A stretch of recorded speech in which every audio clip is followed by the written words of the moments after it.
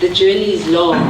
Where are we going? We're heading to the Security Summit Hackathon that is happening on the 3rd and the 4th of June 2025.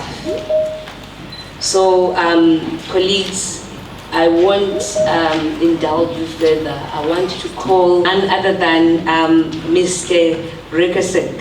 He's the CEO of ITWeb, and we are blessed to be in such spaces, sharing ideas with people who've gone through many experiences and lead and provide a way, routines, and share many components and characteristics of life. So I think each and everyone around us needs to sit and reflect, to be in this room, to be seated and to observe from such experiences. It matters. You matter. Please take it away, sir.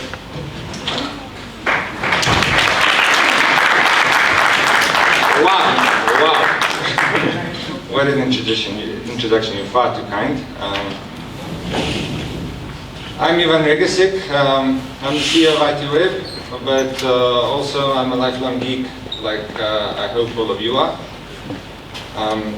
My job is to say the welcome, and thank you for taking the time on a Saturday to be here. To the people at the universities that are also here, Unisa is a lovely venue. It's I think my 3rd time here. I always enjoy coming here. It's a beautiful place. A group of students is always nice and interesting. Like today, I see lots of interesting and eager faces. We are also joined virtually from Kimberley and from PE. So welcome to you guys there. Hope the weather's nice. It's a bit chilly this side. And yeah, for everybody that's involved, from the mentors in the industry, from the universities and everywhere where this program will be involved, you have my gratitude and respect, even just for being here to spend your Saturday. So this is the Security Summit Ideathon. What that means, it's the kind of official thing of our Security Summit Hackathon. I think it's the 9th year this year. And it runs along the most prestigious cybersecurity event in the country. It's the 20th year of that event. It's filled with the who's who of the cybersecurity industry in Africa and lots of international guests as well. So if you are lucky enough or just put in enough effort, and you might be the ones there. It is an experience. So for today, the idea is to set the stage for what cybersecurity is, what would be expected from you if you were at that competition. So okay, maybe starting with the theme. The competition is divided into 2 parts. So you actually have lots of ways you can participate. There's a brilliant team of industry mentors who set up Capture the Flag challenges. Capture the Flag is like, I don't know, paintball and Capture the Flag concept, but basically somebody's attacking, somebody's defending in a cybersecurity game. So you can either be on the attacking side, you can be on the defending side. And if you want to experience what actual, like, traditional hacking or most fundamental hacking is you can do that. And so to give a little bit more context on cybersecurity, the theme for this thing is a bit of a mouthful and it'll leave you confused, I would guess. Cybersecurity, resilience in the era of AI. What it means is that most companies, like the basic forms of security, everybody will know, because we all have social media and we all have our data. And the first part of our security is our accounts, and maybe sometimes if your girlfriend is stealing your account, or getting into your iPhone or email or any of that sort of stuff. So primarily in security, there's still a very huge loophole for organizations, because as we go down the line. And still a fundamental aspect actually that of security is that people in an organization also need to respect their accounts, protect them. And often the compromise is just actually taking my account at my company, you have all that stuff, for example.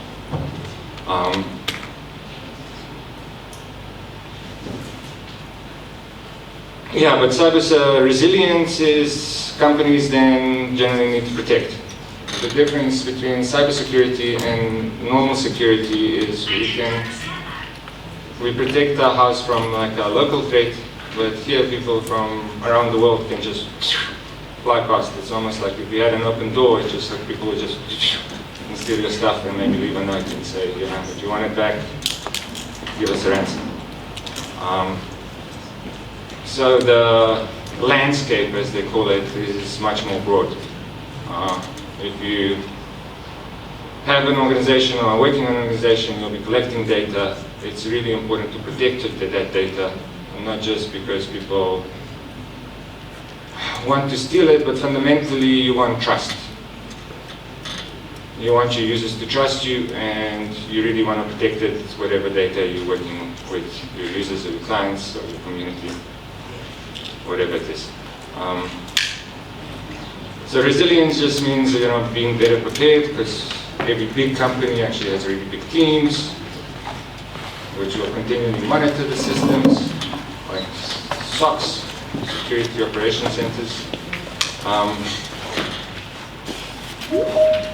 Because you are actually, from my experience, I don't know, our systems are continually being, at every single given time, there's somebody trying to see whether potentially there's a misconfiguration or an exploit or just running tools or something.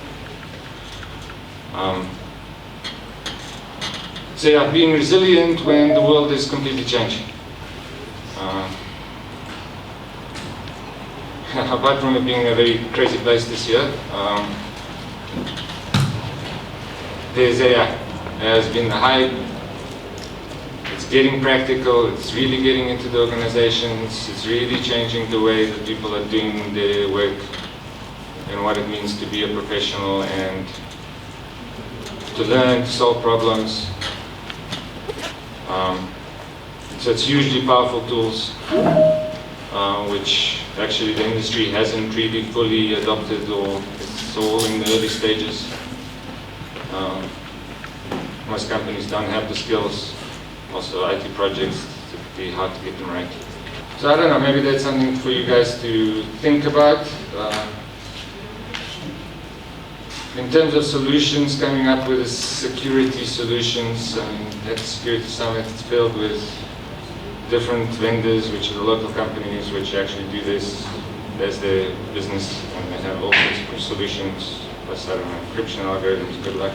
But what's fundamental for me, for example, I'm an application developer, really. I design systems for my company, and I've started and have gone through applications. So what's always been important for me is to, well, okay, maybe some practical lessons. The first thing that I learned about security is that people will do things that you didn't think. Initially, when you're starting out as a coder, you'll make an app, you're happy that your app works, but then people are putting in SQL commands into the form fields. You ask them what's your name and blah, blah. And they're actually putting in code, because you're going to put the variable into your SQL command, and the code is going to execute, and potentially if they kind of can get something about how you wrote your system, they can write the right code and exploit your system. But basically that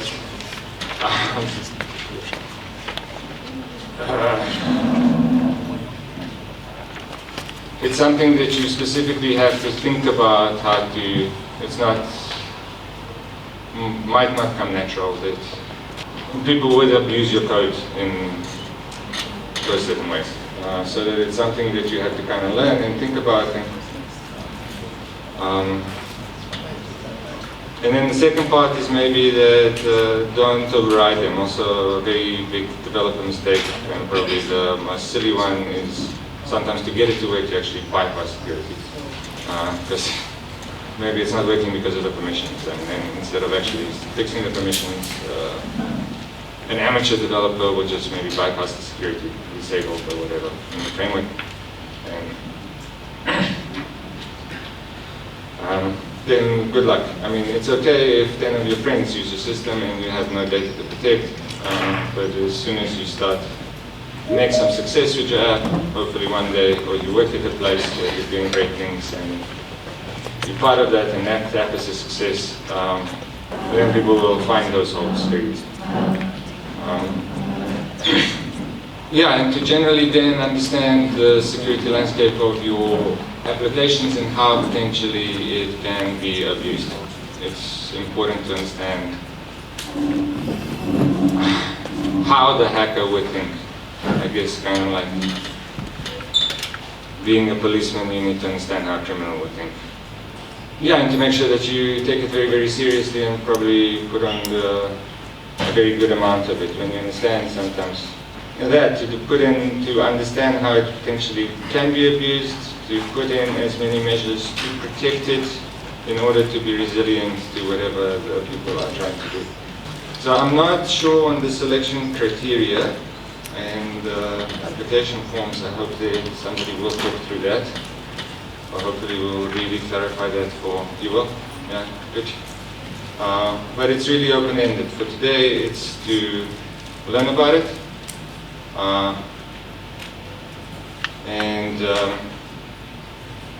Yeah, I thank you again. I hope you have fun. I hope you do learn.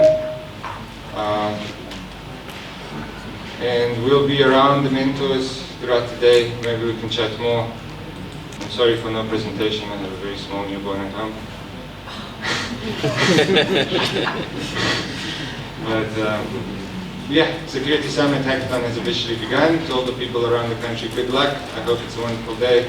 The SS25 Hack has 3 challenges outlined.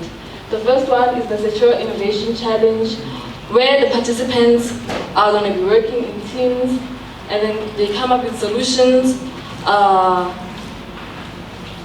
then the second challenge is the CTF Red Teaming Challenge. So the CTF Red Teaming Challenge is going to be led by Telespace Africa. And then they're going to be telling us a range of techniques when it comes to offense. And then we're going to be having the blue team, CTF Blue Teaming Challenge. So the CTF Blue Teaming Challenge is going to be led by Snow Technologies. And they will include threat detection with AI. But first things first, I just want to make sure that everyone understands what an ideathon is. So guys, an ideathon is an event where participants brainstorm, we validate, and then refine their innovative ideas. This event is set out to encourage creative thinking, team formation, structured ideation, and then this is all ahead of the hackathon. Taking note of the flow of how today is going to work. So what's going to happen is that currently we are in segment 1, where we're taking note of the flow. Then we're going to be moving on to segment 2, where there's going to be enlightenment sessions from our industry and technical leaders. Then there's going to be section 3, where we have lunch with our mentors, and then there's going to be a working session based on ideation.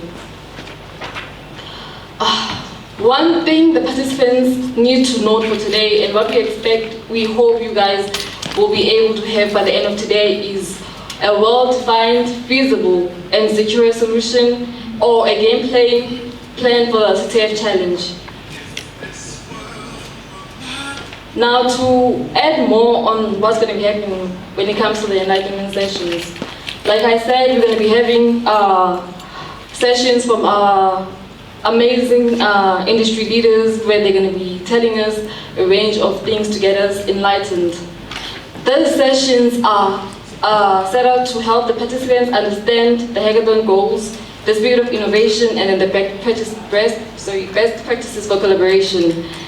They're there to help us introduce the principles of design thinking and to offer insights into offensive and defensive cybersecurity tactics, providing insights into the tech landscape, and then they're there to help. The industry leaders are going to be there to offer tips into the do's and don'ts when it comes to hackathon events. Please note that the Ideathon is set out for you to be fully equipped and ready to tackle the problems set before you. The Ideathon is for the participants to help them have an action plan when it comes to working on the hackathon challenges.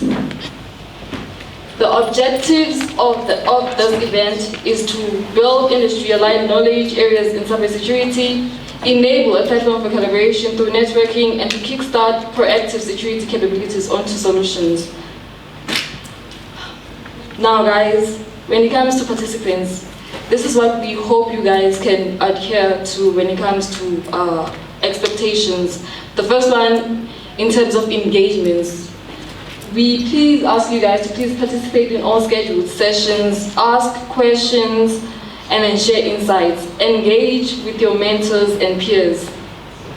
Another thing is that we hope you guys can embrace creative out-of-box thinking and then integrate feedback into your evolving concepts. Please follow the guidelines, rules, and timelines set out for this event. Now, in terms of briefing, we need you guys to please note this down, note the following down when it comes to what's going to be happening now and what's going to be happening after the Ideathon. After this event, participants will have 3 weeks to submit their proposals. All selected participants will then participate in Kimberley or Stanton, and then please note that only the selected participants will be allowed to take part in the hackathon. Good morning, everyone. I hope that you are good. My slides are going. My name is Tabang Paka, but not Palapal. But I see some couches here. Maybe if I sit on them, maybe I can get something. You know? Guys, are you that serious? You didn't get the joke. It flew all over you. You don't know Palapal. Oh, okay, no problem. But in any case, I'm an evangelist. I'm a cybersecurity evangelist. I'm not going to preach that one, but I'm going to preach the gospel of cybersecurity. I do a whole lot of things apart from cybersecurity. There's road safety as well. So I'm just generally in the space of safety, just protecting people, you know. An award-winning development practitioner. I've gotten a couple of awards for the work that I do. Yeah, and I'm just a tired person. I've been training the whole week. I've been training people like Take a Lot the whole week, and they've just given me headaches. But other than that, I mean, if you want to learn about me, please Google me. But I really mean that Google me, ne? Please Google me, ne? So that you can find me. I don't want to be talking too much about that. But in any case, this is how I see myself, by the way. I'm that guy. I'm that guy who's going to preach the gospel of cybersecurity, ne?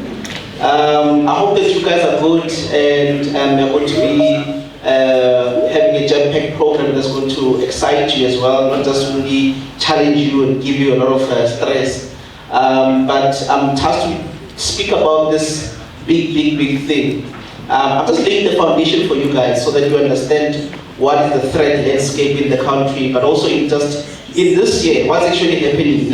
Number one, what we identified is that there's an increase of the malwares and also the ransomwares. This is happening, guys. It's not a joke. It's a serious issue. So if there's an increase, it means that we need to also increase our security measures. So it's a call for challenging you guys to do something about it. Number two, what we're also seeing is that there's also phishing and social engineering. It's so sad that even hackers like yourselves and people in IT are also falling prey to the scams. It's shocking, guys. IT departments, I speak to some of the IT departments, they also fall prey to some of the scams.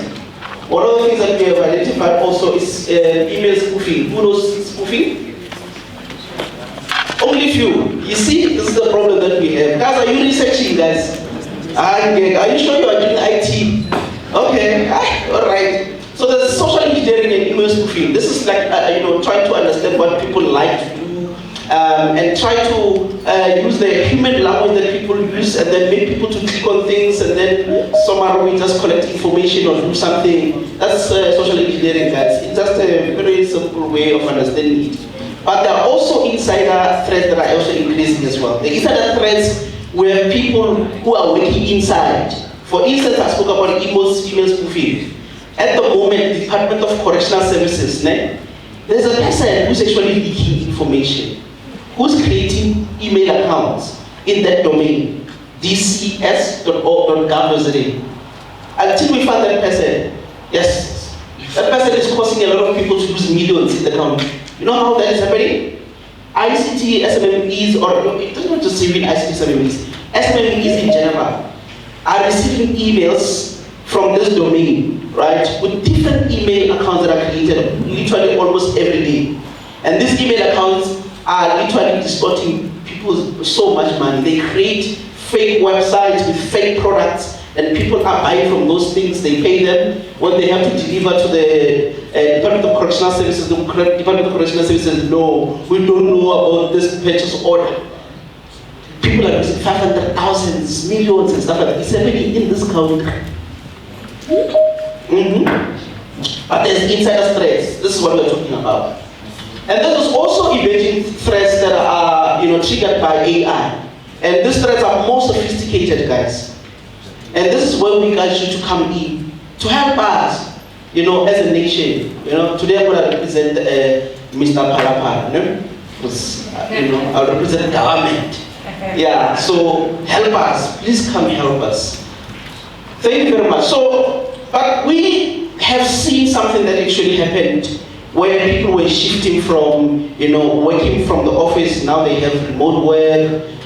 This happened in 2020 actually. Remember that stupid thing called COVID-19 that really made us lose jobs? Some of us lost offices, employees, and all the whole thing that happened, guys.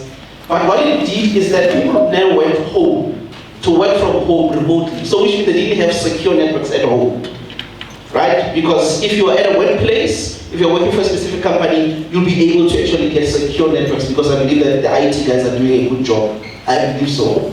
But then again, what we have also is that we can say that people can bring their own devices.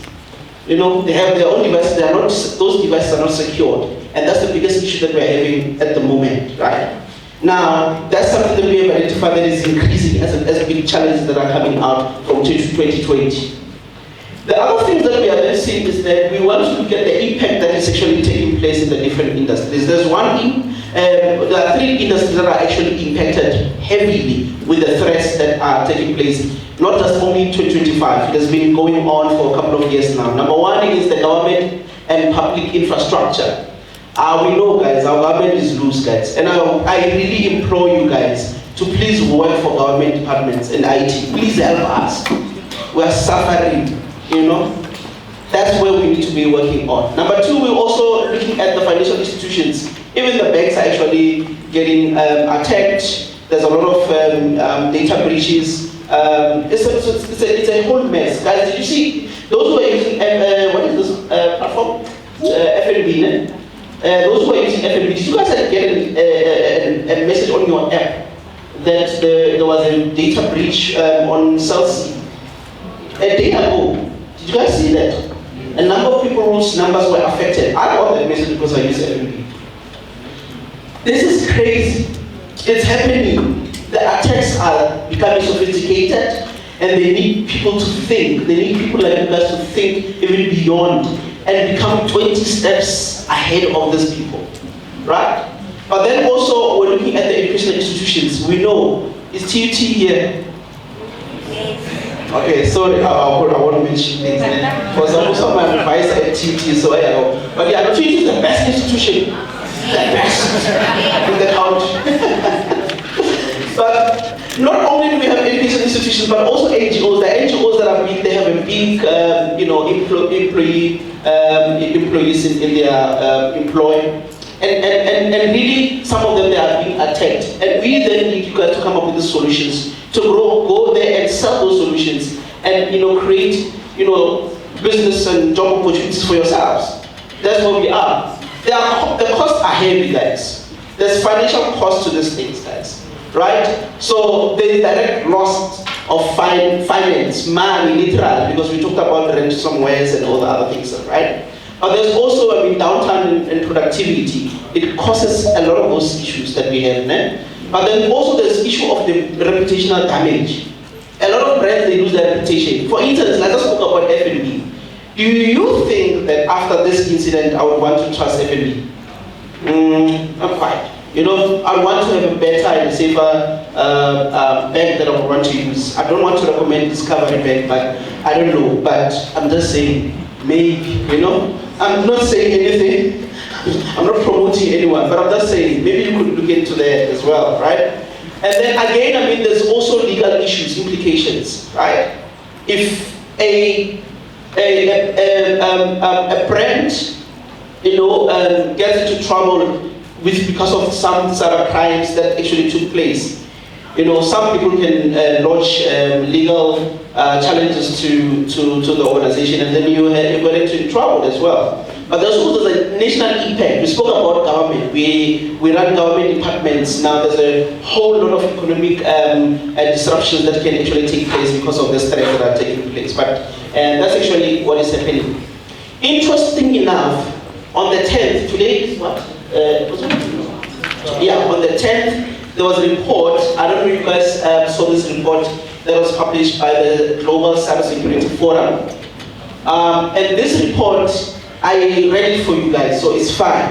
I know that you hate reading. I read it for you. But in summary, what it does is that it looks into 5 things, key things. And I want you guys to go check it out. I'm sorry I didn't do a QR code for it so that you guys can scan it, but maybe you can take that link and check it out. But number one, what it said is that there are emerging technologies, and this becomes a double-edged sword because from advancement of technology, but also the other guys, the bad guys, are now also advancing as well in terms of the technology. And some of them, they're not far from us, né? Right here is the sunny side. You know them, né?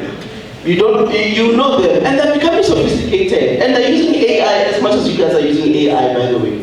But then number 2, there's also ongoing workforce challenges that we're having. We have a huge skill set, a huge skills gap in the country.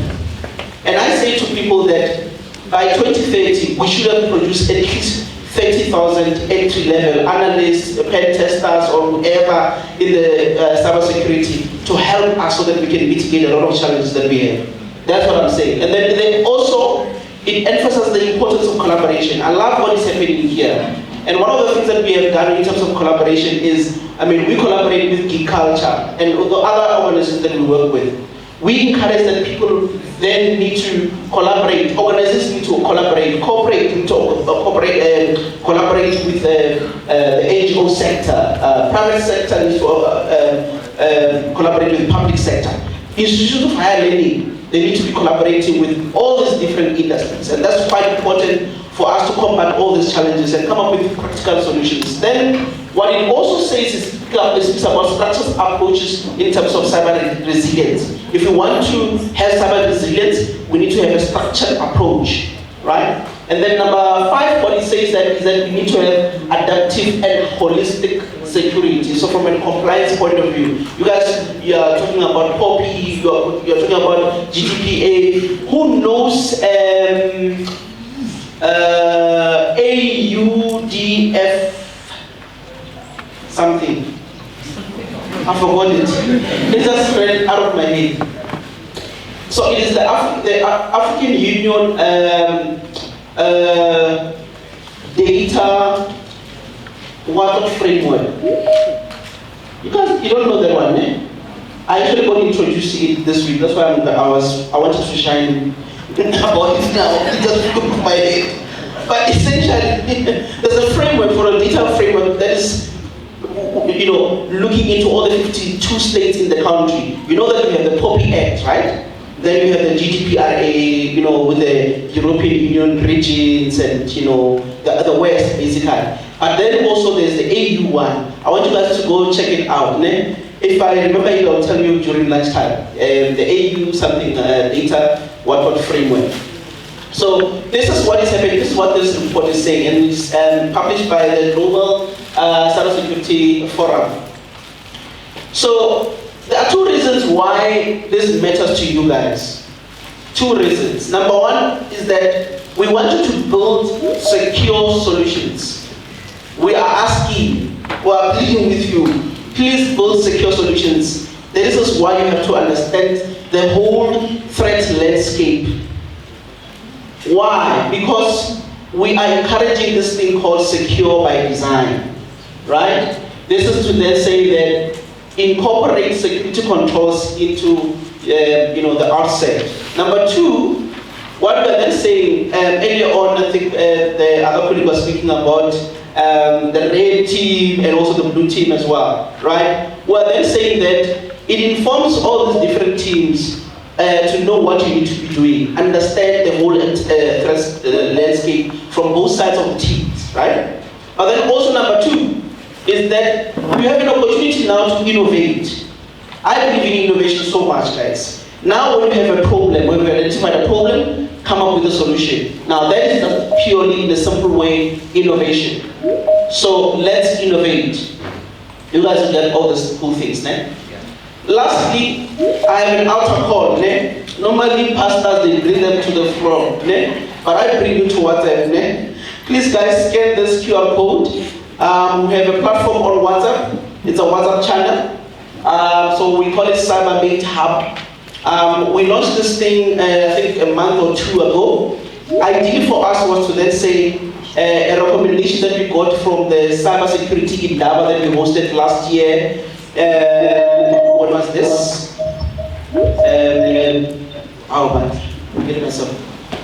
We launched the annual Cybersecurity Indaba in October last year, and then this year we're going to do it in 3 days.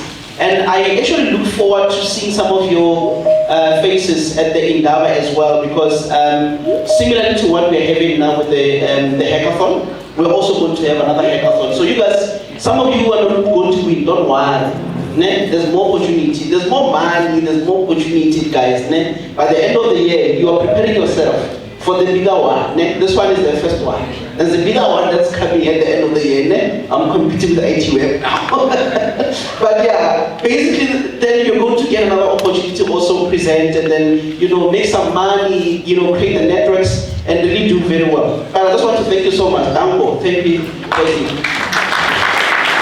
The responsibility today is to ensure that we have these engagements and to the colleagues that are seated in the room, and to also look into deep thoughts and how we can help shape our thinking and communities and how we can impact.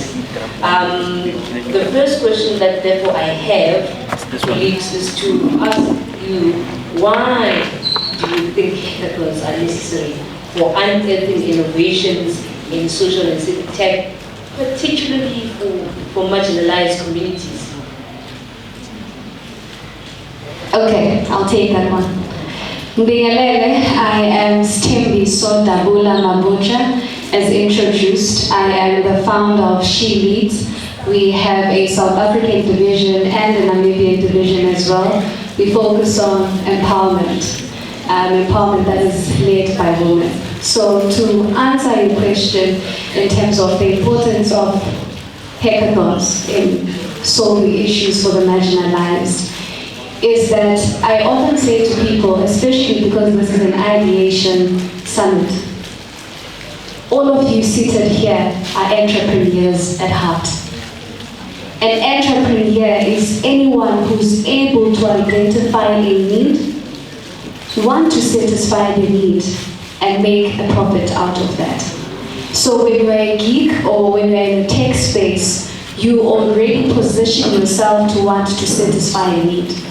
And for you to be impactful and ensure that the need that you're satisfying is worthwhile, you need to focus on the people who are affected the most. And the people who are affected the most are the marginalized. The marginalized become your women, children, black people, all of that. So when you come up with a solution, you need to speak to their issues. So it becomes important that when we gather as geeks in such a space, we come up with innovations that are going to have to speak to those people, because those are the people that need, one. Two, those are the people that are going to find the use of whatever that you are producing, because you don't want to come up with an innovation that is not going to be used. So I think that's the link. I think it's really that you also spoke to my second question, because I also wanted to ask about some examples or successful projects that have come out of hackathons. I think if you can, I just want you also to merge with the last question that I have, just so we also mindful of time. I want to also find out if you can share some statistics or metrics that you have used to measure the effectiveness of such examples, because you've also shared how we can impact the into society. So that we can see how these hackathons are driving social change. More than welcome also to add. Okay, great. I think that's a great one. So She Leads, in collaboration with Geek Culture, once hosted a hackathon last year in June, and we were trying to use artificial intelligence to combat GBV. So one of the most innovative solutions that came out, we had the top three, first prize, second prize, and third prize, was a GBV app called Chom. So the GBV app, what it catered for is that it had like an emergency button that you could press, like it's a panic button that you could press, and what it does is that it automatically calls your emergency contacts and shares your live location for people to be able to track you down. Because now if you imagine Uyimene had this app, chances are the friends would have known that she was at the post office and she was unsafe. You see? So that is one of the innovative ideas that came out of it. Not only that was the feature, they had a feature where they had like an AI feature that a person could speak to for counseling. And it would respond in different languages. You could use it in isiZulu, use it. So it was a chatbot and it had the ability to speak to you. So it catered for the counseling part or the psychological part. That came out from a hackathon like this, where people came up with different ideas. Mind you, it was one of the great ideas that was there. And what made them work is because of how, like articulation, the work that they had put in, and the prototype that they produced out of the hackathon. To come to the effectiveness, it became very effective because we ended up launching it in sometime in December last year. We had support from the IDC people who wanted to see it at work, because a lot of people are using it. So the response from social media, the response from the radio station that we're calling around, the people that were demanding to have interviews with us to see what this innovation is about was a lot. So people were quite responsive, and I think these are type of things that we need to look at. Thank you so much. You know what? Okay, I just want to add. I can't promise that it will be short though. But I think via the impact of hackathons, I think it's also through the execution where it can be recognized.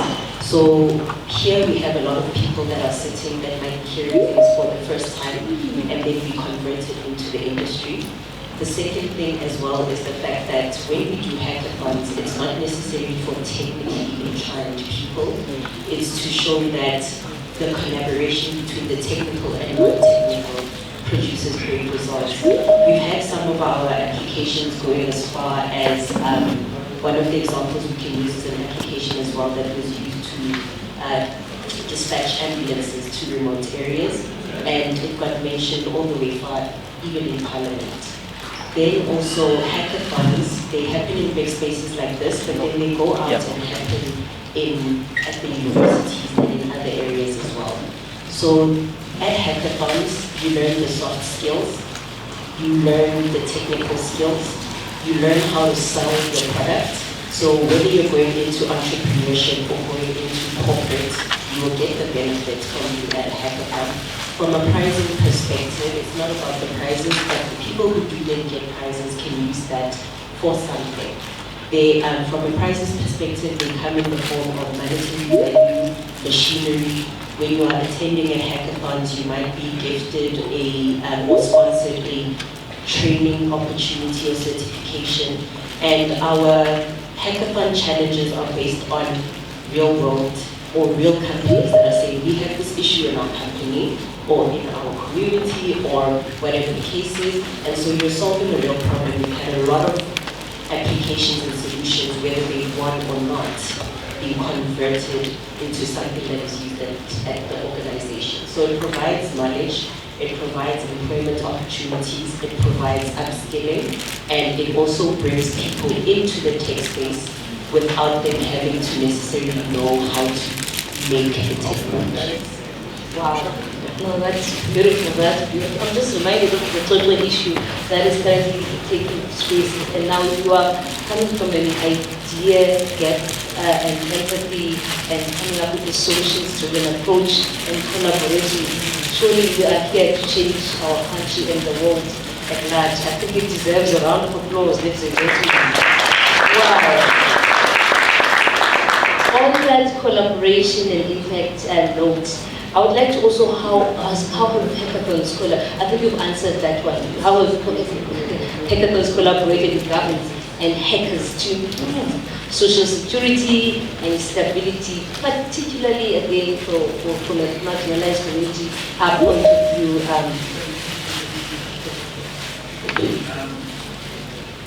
And I think we should. Yeah, I think more than anything,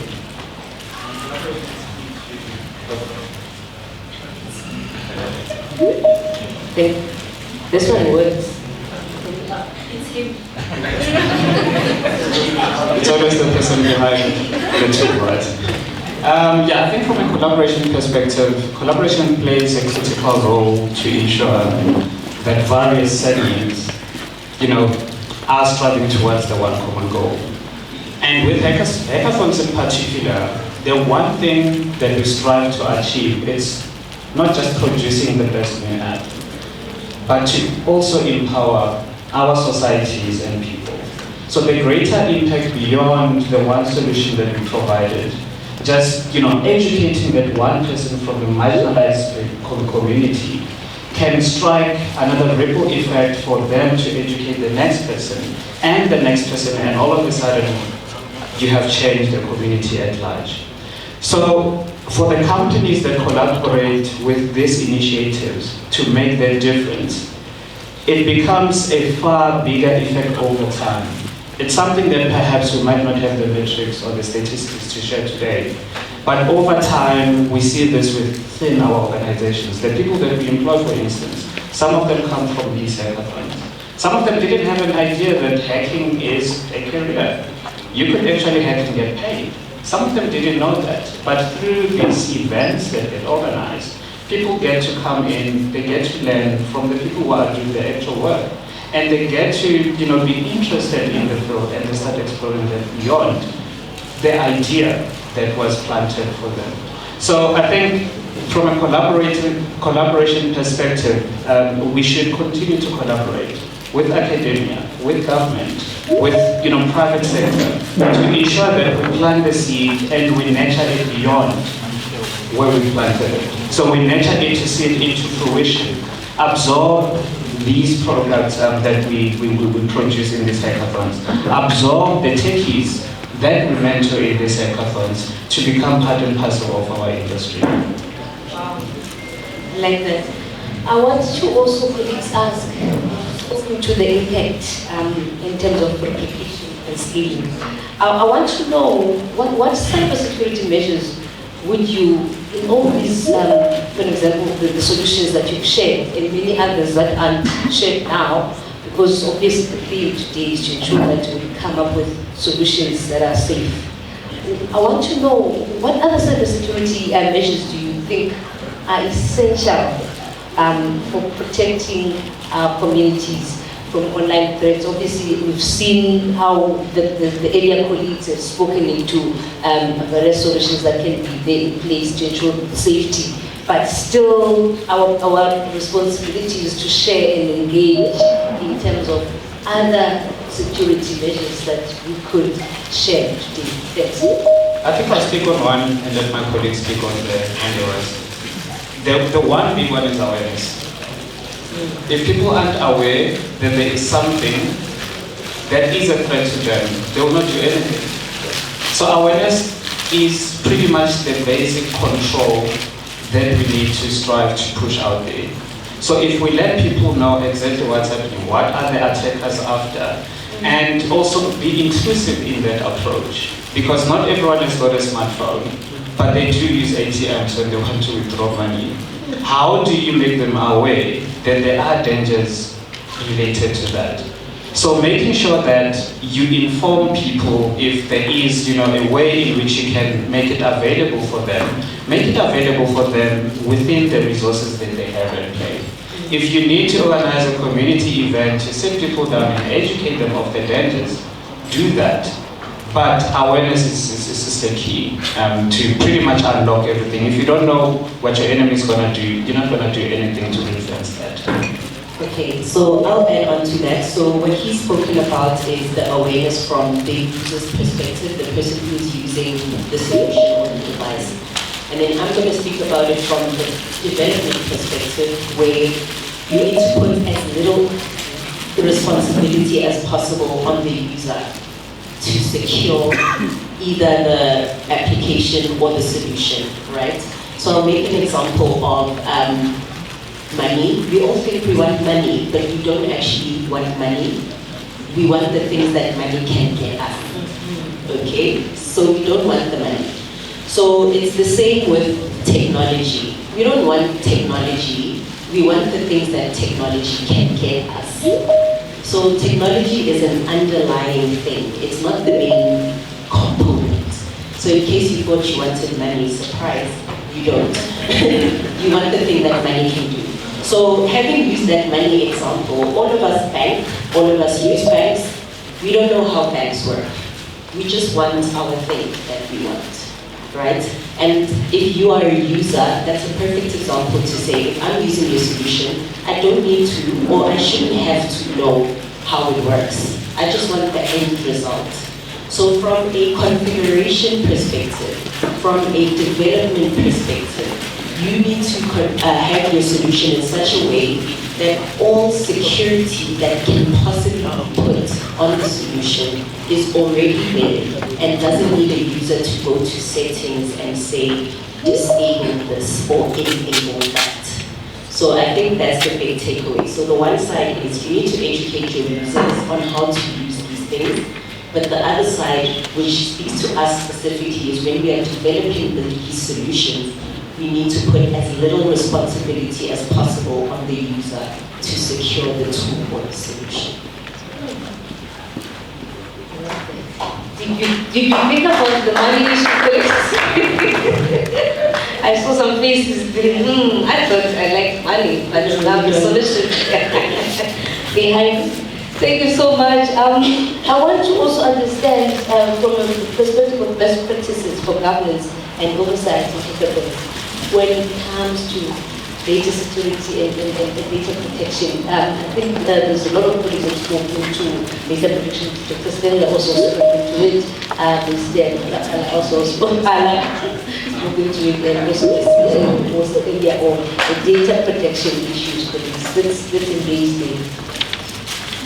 I think that always starts with there are three components: confidentiality, integrity, and availability. That are pretty much the building blocks that supports all the regulations that are related to governing information security, data security, infrastructure security, and the like.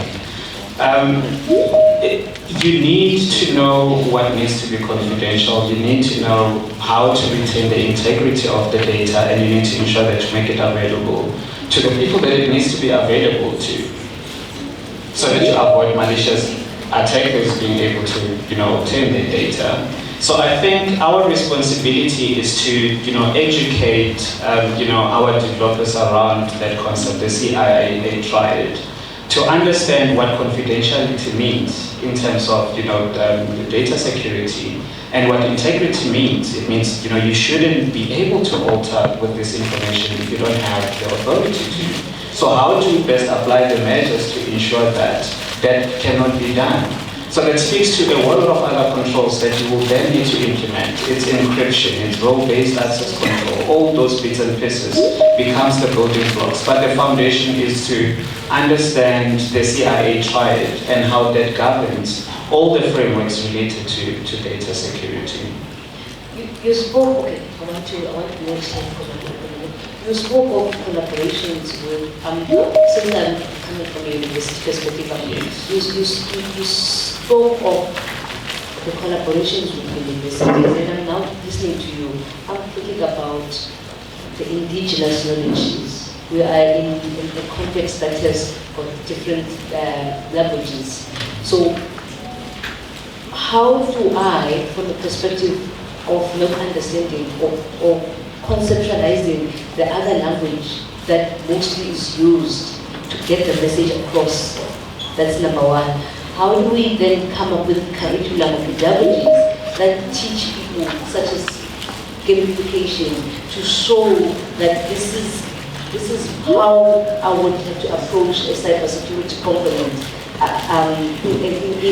in the context of a person coming from a rural area of village somewhere there in the Eastern Cape, still trying to find employment and also finding that I'm getting fired, having not understood the policy of the access. My question is a bit all over the place, but it's over the place for a reason, because we're trying to solve a solution for a community that is not clued up in terms of how to have access to all this influx of information that we have and access to all these devices. So, from an inclusivity perspective, I think it's quite important, and I think it speaks to the whole ideathon, concept or theme that we have. We need to first understand what the problem is. And you nicely elaborated on that. We have a problem. The problem is that our users, or some of the people, will not be able to interpret this for what it is. We have a responsibility as academia, as industry, as well as private sector. We know what challenges our employees are using. I mean, if you had to have an instance where you had to fire someone because they didn't understand the policy, you have failed as an employer rather than that person failing to understand the policy. If you have a policy at hand, it is your responsibility as an institution to ensure that everyone that needs to abide by it understands it fully and acknowledges that. So if the person cannot pretty much, synthesize and understand the English language, it is our responsibility to ensure that we make it available.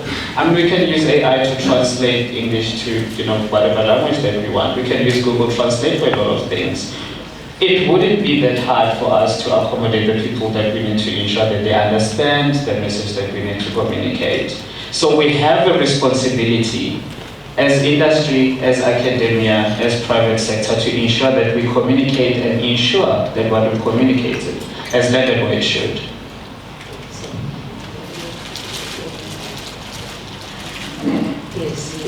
Yes, so conclusion.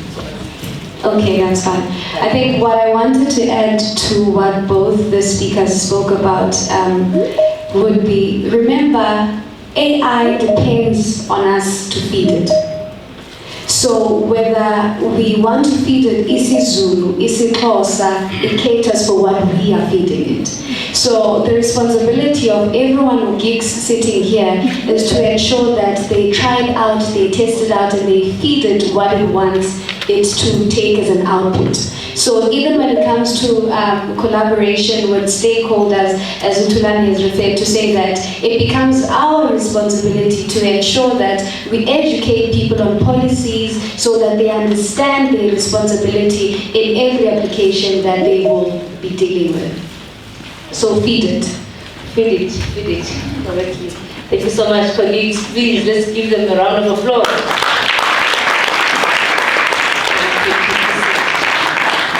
Mr. Harold Martin, from the MICT CETA is here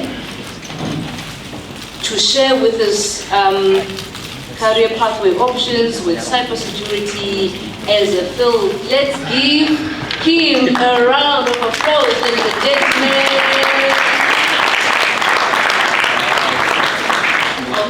Okay, Mr. Markson's presentation will be up shortly, colleagues.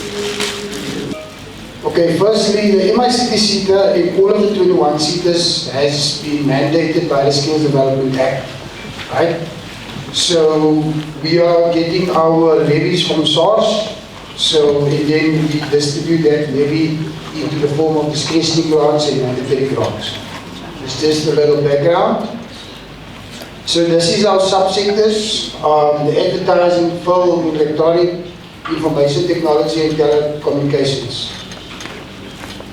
The establishment of our division. So we all know FOA is very excited. So the division was established back in 2019 by the president of our country, Mr. Cyril Ramaphosa. So we as the MICT CETA were tasked to delve into this uncharted waters. So in 2020 we've established advisory committees. So one of the presenters here that was sitting here is on our advisory committee. So we have 4 advisory committees: education, labor, and research, just to name 3, where we speak on a quarterly basis with industry and academia on the challenges that we have in terms of FOA in our country. And then fast forward 2020, we started developing qualifications, occupational qualifications. So if you have a little bit of understanding about the skills development landscape in South Africa, so you will know that we've moved over to the QCO. The QCO stands for the Quality Council for Trade and Occupations. So that's why we developed occupational qualifications, right? What for qualifications do we have? So I don't know if you can see there, we've developed artificial intelligence. You know, AI cuts across multiple sectors. And then the one that we are interested in today, cybersecurity. We have cloud computing, design thinking, design innovation lead, Internet of Things, just to name a few. And then to go further, we developed mobile and laptop repairer, we developed drone technology. We also developed advanced qualifications like blockchain. We also have skills programs. So the difference between the qualification and skills program, obviously the skills program, you can do it in a shorter duration, like for 2 or 3 months, then you will get a qualification. We have developed a skills program, Cybersecurity Defender. That is the one that we are focusing on today. Then we also have skills programs in terms of your programming languages, Python, Ruby, and Scrum. And now we are looking at the future qualifications. So my role essentially within the 4-hour division is to look at our sector and come about qualifications that we will need in the future. So the research that I'm doing is, I get my research from the World Economic Forum. They released in January the Future of Jobs report again, where we will need reskilling, or else we will become redundant. So what is the plan for the future?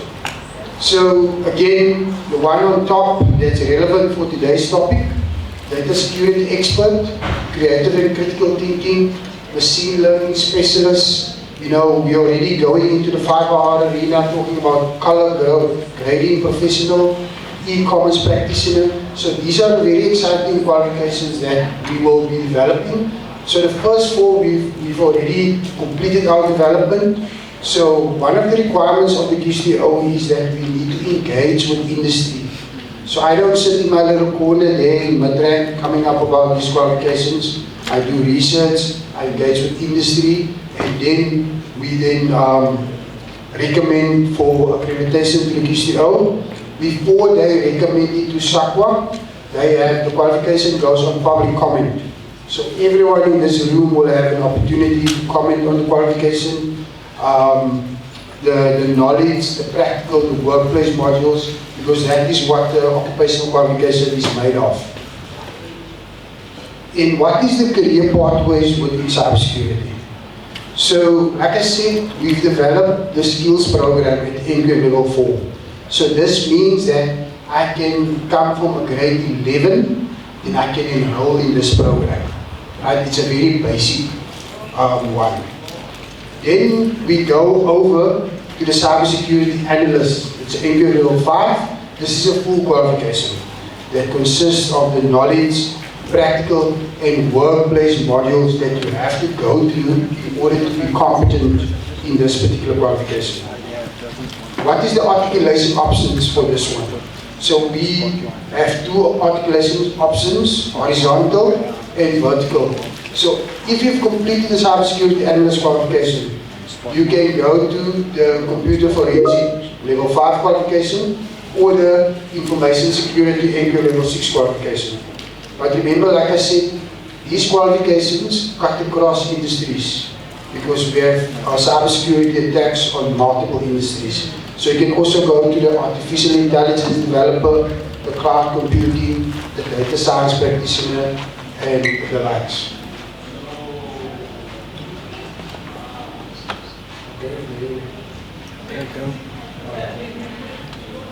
Okay, and then the one that we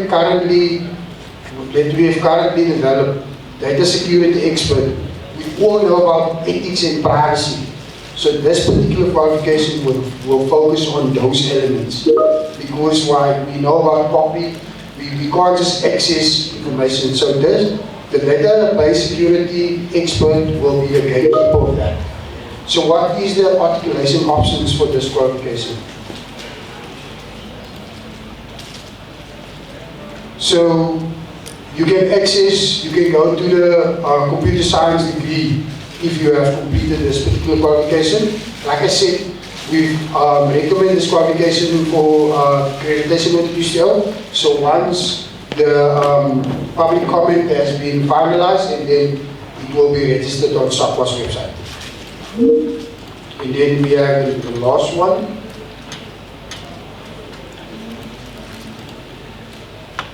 Vertical articulation, occupational diploma, CIO, the Chief Executive Officer, focusing on cybersecurity. Right?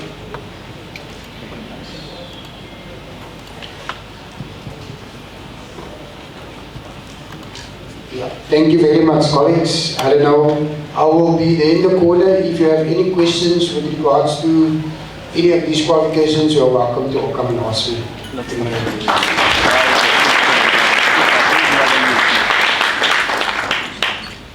Thank you so much, Mr. Martin. Colleagues, let's give him a round of applause.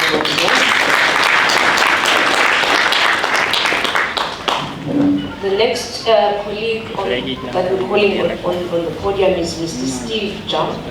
Mr. Steve Jump is the founder and the MD at Custodian Advisory Services. We walked with Mr. Steve Jump up the stairs. I was huffing. He just held on me. He didn't let go of my side.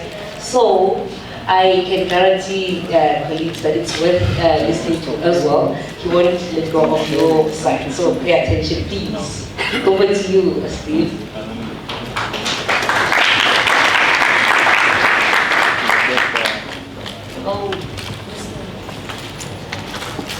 Mr. Steve. Thank you for that inspiring introduction. I should do my best to live up to it. Yeah, my name is Steve Jump, and I'm generally dragged along to these events because I've done stuff. Technically, to those of you just starting out your careers, I'm not going to tell you how many times I thought I was ending my career, but the mere fact that I am standing here in front of you now means most of the exaggeration was in my head. As long as what you do doesn't actually kill you, can't help you with that. I recommend prayer and good company to get out of that one. But what doesn't kill you makes you stronger. Yes, that is me. My alter ego. I was going to come and do this completely a cappella without the aid of a safety net, but someone said I should put slides up because there are other people who may not be paying attention to what I'm saying, which is a shame because I like to talk. So I put a few slides up, but in case that's going to be difficult, there are very few words on the slides because what I want to do is make you think. We are here. We are preparing for a security-themed hackathon. Right? Hackathons are amazing fun. How many people are here for the very first time at a hackathon? New blood. No, seriously, I mean that. Welcome. It is a learning experience. Now, we're talking about security. We've talked about our responsibility as designers, our responsibility as security people. So there's two parts. This is about keeping things secure. Some of you may be seduced by the amazing world of being a cyber warrior at the front line, where you are tackling cyber criminals on a daily basis. Don't get me wrong, those skills are necessary and we need to develop for them. But there's another side of that. Everything that we are designing is going to be used by anybody. We should be designing it to be secure from the very beginning. You can't add security at the end. So what I talk about, and those of you unfortunate to get cornered by me will find out I'm very repetitive, is you need to think about what matters when you are doing the design so you can fix the problems at the beginning.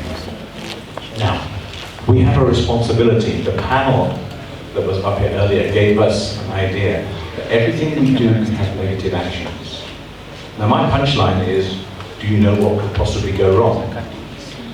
That is a serious question, because when we are dealing with software and systems that are going to be affecting other people's lives, what can go wrong can be fatal. We have an accountability to those who use our work product to keep them safe.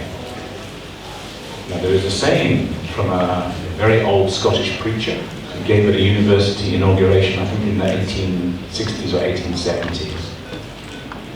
Translated into modern day speech, because he used very many words to say it, was basically, for bad people to win, good people just need to do nothing. I am taking the fact that you are sat here at a cybersecurity hackathon, that you all self-identify as good. Anybody brave enough to self-identify as bad? Because that can also be fun. But no, seriously. Everything we do is to make things better. But we tend to focus on the old. Let's go back to ancient philosophy. And we are having this conversation here in the heart of Africa. Before we had language, we had a very basic set of fears in our mind. And it was quite simple. When we went out into the sunlight, having hidden in a tree in the dark, we had two things on our mind. Can I eat it, or will it eat me? Sound familiar? It's the fight or flight reflex from the very beginning.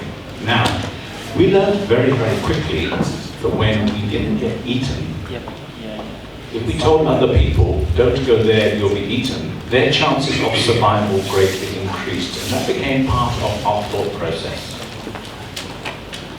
We should not ever lose that thought process, but we must also be aware in this world of amazing information that just because everyone is telling you that there is a lion behind the tree, we should not be making our future actions depend on information that we ourselves cannot validate. It's too easy to listen to someone else's story of fear and say, I wish to be afraid. Now, that's a deep thought process. But we are working with information. We are talking about artificial intelligence today in cybersecurity. Cyber resilience is a big issue. Cyber resilience is actually not about looking over our shoulders at what has happened. It's very easy to do that. Cyber resilience is about looking forwards at what might happen and making sure that the design we are making now is able to handle that situation and bounce and not shatter into 1,000 pieces.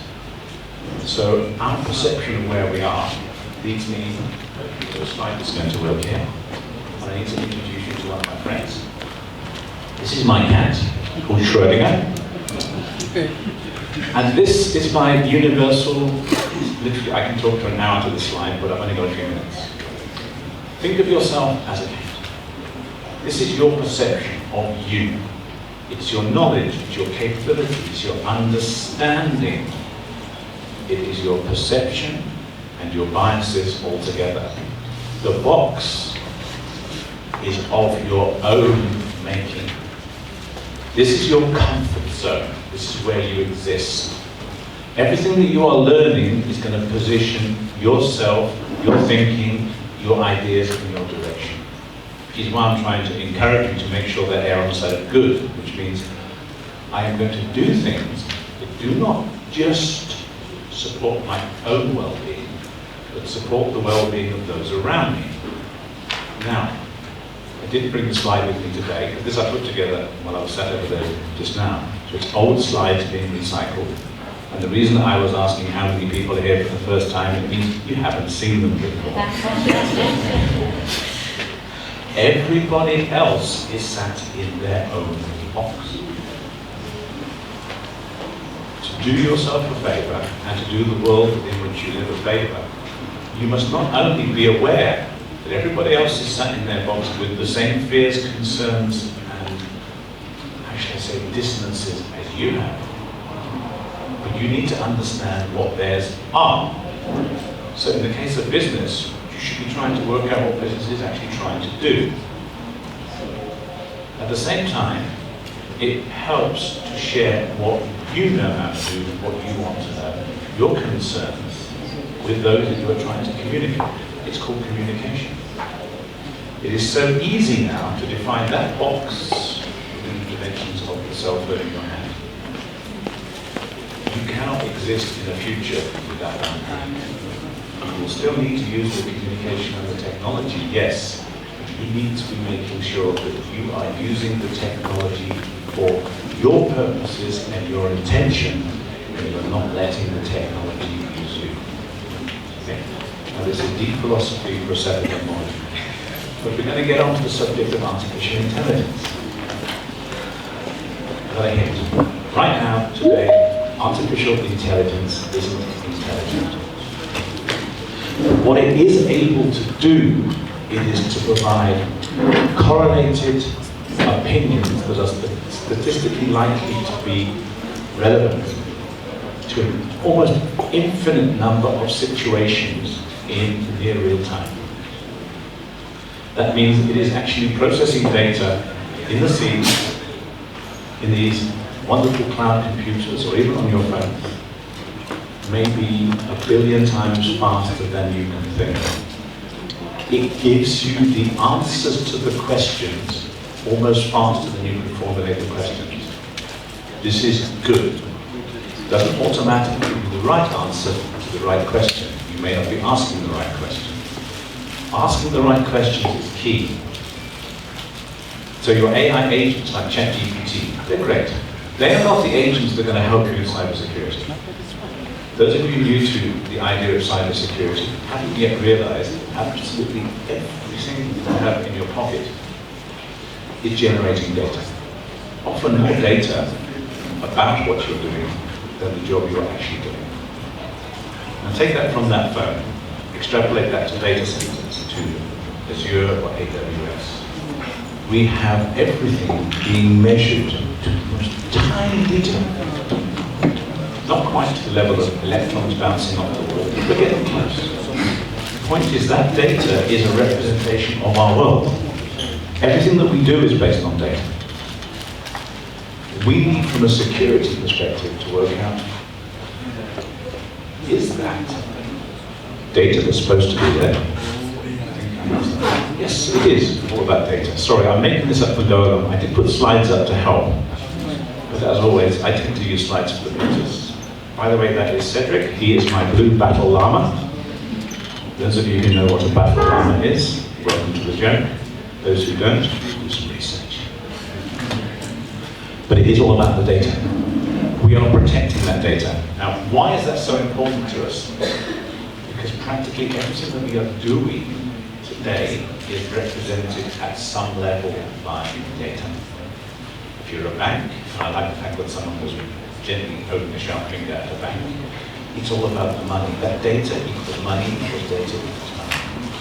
And somewhere there is a profit margin, which is why they're in business. That data can be manipulated, it can be corrupted. When we get to what that data means, I'd like to plant another scary thought in your mind.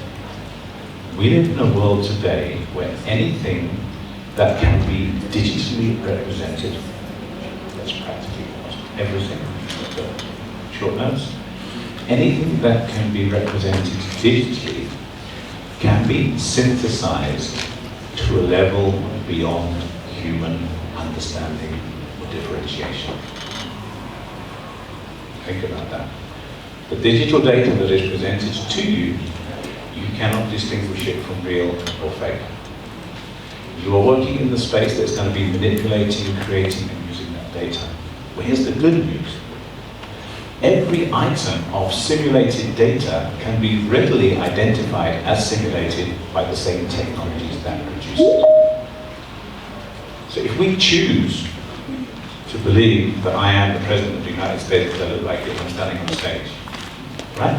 And you choose to believe it, that might not be my problem for trying to convince you. I can't do the accent, so I'm not going to embarrass myself like that, but you get the idea. When we design products to use data, images for identification, images for proof, we need to be designing on the skills to make sure that the bad guys cannot use our lack of competence to harm our customers.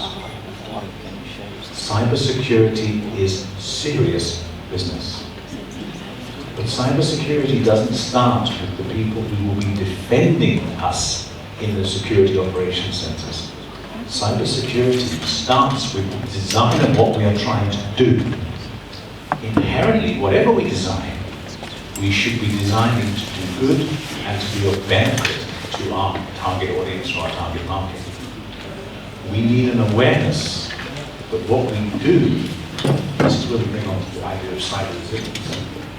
Oh yes, this is the career cut. I'll let you read this on your own. We all fit into this because we will at some time be working on a design, causing that design to come into existence, or selling that design to other people. We need to make absolutely certain that what we are selling cannot go wrong in the hands of our users that can cause harm to them or others. I'll come back to that. We need to be making sure, as the designers, whether we are designing cybersecurity protection systems or the products that will be protected by those cybersecurity systems. Likelihood, the majority of people in this room will not end up earning a living in pure cybersecurity. Some of you will. But every one of you will be involved in some kind of product development or enterprise that is using digital data. You will want to grow it, you will want to change it. You have an obligation to your customers by self-identifying as good, I saw the hands being waved, okay, that your actions will not inadvertently allow the bad guys to do something. Your inaction is more important than your action. If you are trying always to do things the right way, by definition, there are more good guys in the room than there are bad guys. That's the law of averages. So the good guys can only win by working together. The bad guys only win if the good guys do nothing. This is where we are going. Thinking about security in everything we do. And we've had some wonderful chats so far, not presentations. I'm going to actually twist it just ever so slightly. When we hand over a finished product to someone, and I call this my granny paradox, if I have designed it properly, I should not need to teach my granny how to be safe with the product I have just given her. Okay? This was a commercial one, I'd be shouting at the bank managers. Just because your customers have been defrauded, you don't blame them for being criminals. as we develop for our customers. Think about your brand. Would you trust your product in her hands without an instruction book? By the way, that's a deep question. We're heading for Saturday lunchtime, so I don't get to deal with that. But when we are designing security by design, it's not accidental. It is a conscious, deliberate choice that you have made by choosing to be here this morning. You are saying, I wish to have security in everything that I do. So by designing security in, when we do finally get around to having security monitoring, management, and that data, we stand a chance of identifying bad things happening before they touch our customers. There's not a single job you can do today that doesn't have secure thinking built into it. Here's the good news. Most of the people who are currently in those jobs are sat in their boxes over their shoulders of what's happening behind them. I'm urging you, be aware of what was behind you, but don't keep looking backward or looking over your shoulder, because that means you're walking backwards. Be aware of what has happened, but walk to the future and aim for where the future is going to be. The data changes that you witnessed in the last 5 years, by the way, have been more intense than those over the last 50 years. I'm an engineer, so I understand what exponential means. Does anybody here have an understanding of the term exponential? Okay.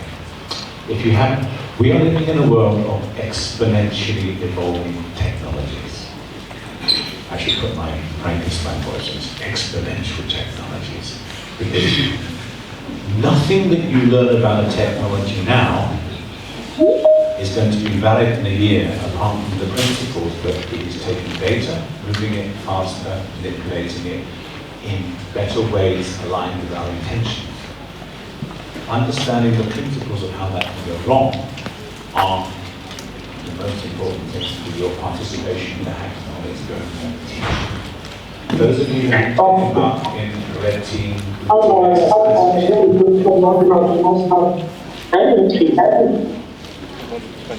is that me being told to shut up? Because I don't take criticism lightly. Seriously. Understanding how actual security operations works is education. I'm about to have the microphone taken. I wasn't on this, so I need to be quick.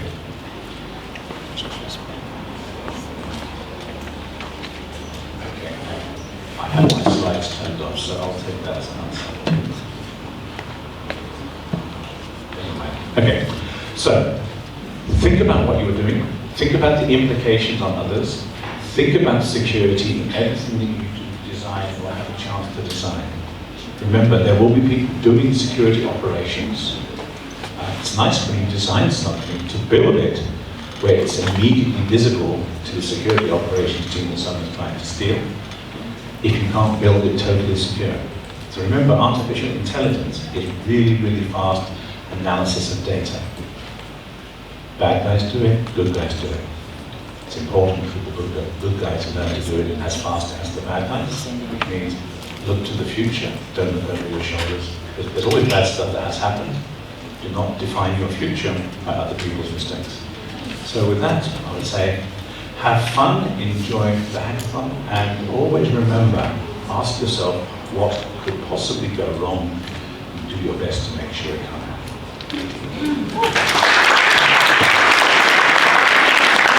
I'm going to now call on Miss G to meet back onto the stage. The stage is yours, man. Please, let's give it a round of applause.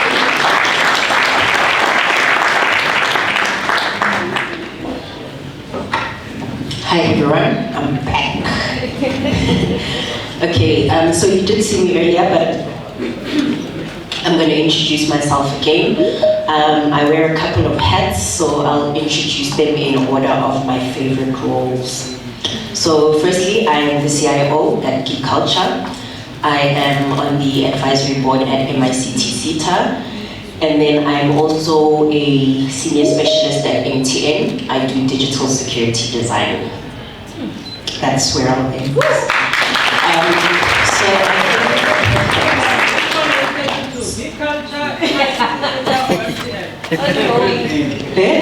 I said I'm introducing them in order of my favorite.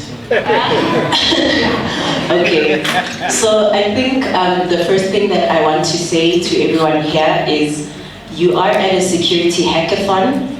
The goal is not to build a security solution, it is to build a secure solution. Okay?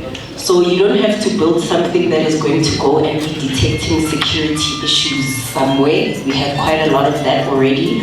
What we are saying is that whatever problem that you have identified that you are going to be fixing, make it secure. So if you decide that you're building an application that's selling socks, just make sure that application is secure. Okay? Okay, so we did go through, I'm going to be addressing some of the issues or prevalence or developments in web and API security. But before we go into that, I think it's important that you guys understand what some of the issues are that we are looking out for from a security perspective. These aren't the only things, these are the big things. Okay, so it's called OWASP Top 10, and you can look it up so that you can also have the visibility. I think the slides will be shared, I'm not sure. Next. Okay. So we're just going to go through vulnerabilities, business risks, a mitigation strategy. We'll go through OWASP Top 10 Web and OWASP Top 10 API. So something that's important to understand from a security perspective is this thing called a vulnerability. Okay? So a vulnerability is a weakness in a system. I don't know if I actually have that, but yeah. A vulnerability, I have it. Okay. A vulnerability is a weakness in a system, okay? And I will use the example of a person. If you are in a relationship with someone, you like them so much, you are soft, you are vulnerable, okay? That person can exploit you, okay? That means they might be able to do something to you that you won't like, and it would be easier because you are vulnerable. That's exactly how it works with computers as well, okay? You have a system, it has a vulnerability, it could potentially be exploited. So back to the relationships, just because you are vulnerable, it doesn't mean you will be exploited. But you need to protect yourself in whatever ways so that you are not exploited. And if you are exploited, you need to know how you're going to bounce back from that exploitation. So that is the whole synopsis of cybersecurity, because almost everything is dependent on a vulnerability being identified in a system, a weakness in a system, and then you fixing it. So previously, a lot of people were always focused on fixing vulnerabilities, and where Steve came in with the secure by design perspective is we are designing secure systems. Okay, so he put it in a very nice way. What could go wrong? I'm going to put it straight up, you think like a criminal, okay? So when they say people are white hats, that means that they are the legal criminals. You are hired, you have signed contracts to say, please try and break this, and we will pay you to tell us how to fix it. And to be able to do that, you need to be able to think like a criminal. What would a criminal do? What would they want? What would they want to sell? What would they want to steal? What would they want to shut down? Okay, and that's all dependent on what your solution is doing. That then translates into business risk. If you are selling socks, one of your risks might be that, not enough people have feet, but it's a very low risk, right? You have low risks, you have very high risks. If you're trying to sell socks in the middle of summer, it's not gonna work, okay? But, and then from there, it's looking at, based on this weakness, what risk do I have and how am I gonna fix it? So as I said, how we're gonna fix it is now before. we deploy or put the solution out for people to use and not afterwards. Okay? They're pointing at watches here. Oh my goodness, I can't see. But anyway. So these are the OWASP top 10 vulnerabilities. They speak to things like access control. I'm not going to go through them one by one because they're pointing watches at me. They speak to things like access control, who can access your systems, right? And then they also speak about authentication, which is once someone has accessed your system, what do they have access to on your system as well, right? So, and then they also speak about privileged access management. So if you are a person who is an admin or you are managing the system, you don't have the same rights as somebody who is using the system. So if you think of a bank, you're not able to just log into your bank account and add zeros. It would be very nice, but we can't do that because somebody else has that access where they can do that if they're supposed to, okay? Then we talk about your tooling that you are using, because vulnerabilities could be on tools or they could be on software. There are different platforms. There's infrastructure, there's cloud, there is software. Please look at the OC model, OSI model. I hope you guys are taking notes because that gives you all of the layers of security that needs to be considered when you are developing a solution, all the way from the device to the application, which is where the person actually interacts with this solution. They also speak about keeping your solutions up to date. So you guys will see a lot of times where it says, hey, there's been an update, please update your application, and you update it and nothing has changed. There's no new feature, there are no new colors. It was probably a security fix. So IT as a concept, it was designed to be redundant, not secure. So what that means is that they created a solution so that many people could access it. So the actual root of the existence of IT, or rather the World Wide Web, is that everyone should be able to access this information from here, wherever they are. Where they became a challenge is that more and more people started accessing, but not everyone was supposed to have access to that particular thing. So that's where we then had to start thinking about security and how we're going to do these things. So looking at some of the major developments in security from a web and AI space, lots of applications are being developed. I think especially with the booming AI last year, there's something that's now called vibe coding. Vibe coding is someone just asking a bot to say, please give me the code for 1, 2, 3, which is what almost all of you are going to do. And then it's vulnerable. Okay, it's vulnerable. So what's happening is people who are not understanding the basic principles of how things work are developing solutions and wanting people to use them because it's significantly easier to get a solution now. And that's one of the biggest things that we are facing. Another random thing, my thoughts are very incoherent, so I just speak whatever comes out. I saw yesterday on social media that there was a woman who has given birth to the first IVF baby, where the whole IVF process, which is apparently 23 steps, was done with AI. So this includes the selection of the sperm, fertilizing the egg, checking the fertilized egg, picking the best fertilized egg, and then also planting the egg, right? I don't know what all 23 steps are, but that's what it is there. And then everything else is obviously a normal pregnancy. It was not a robot. The father is not a robot. Okay.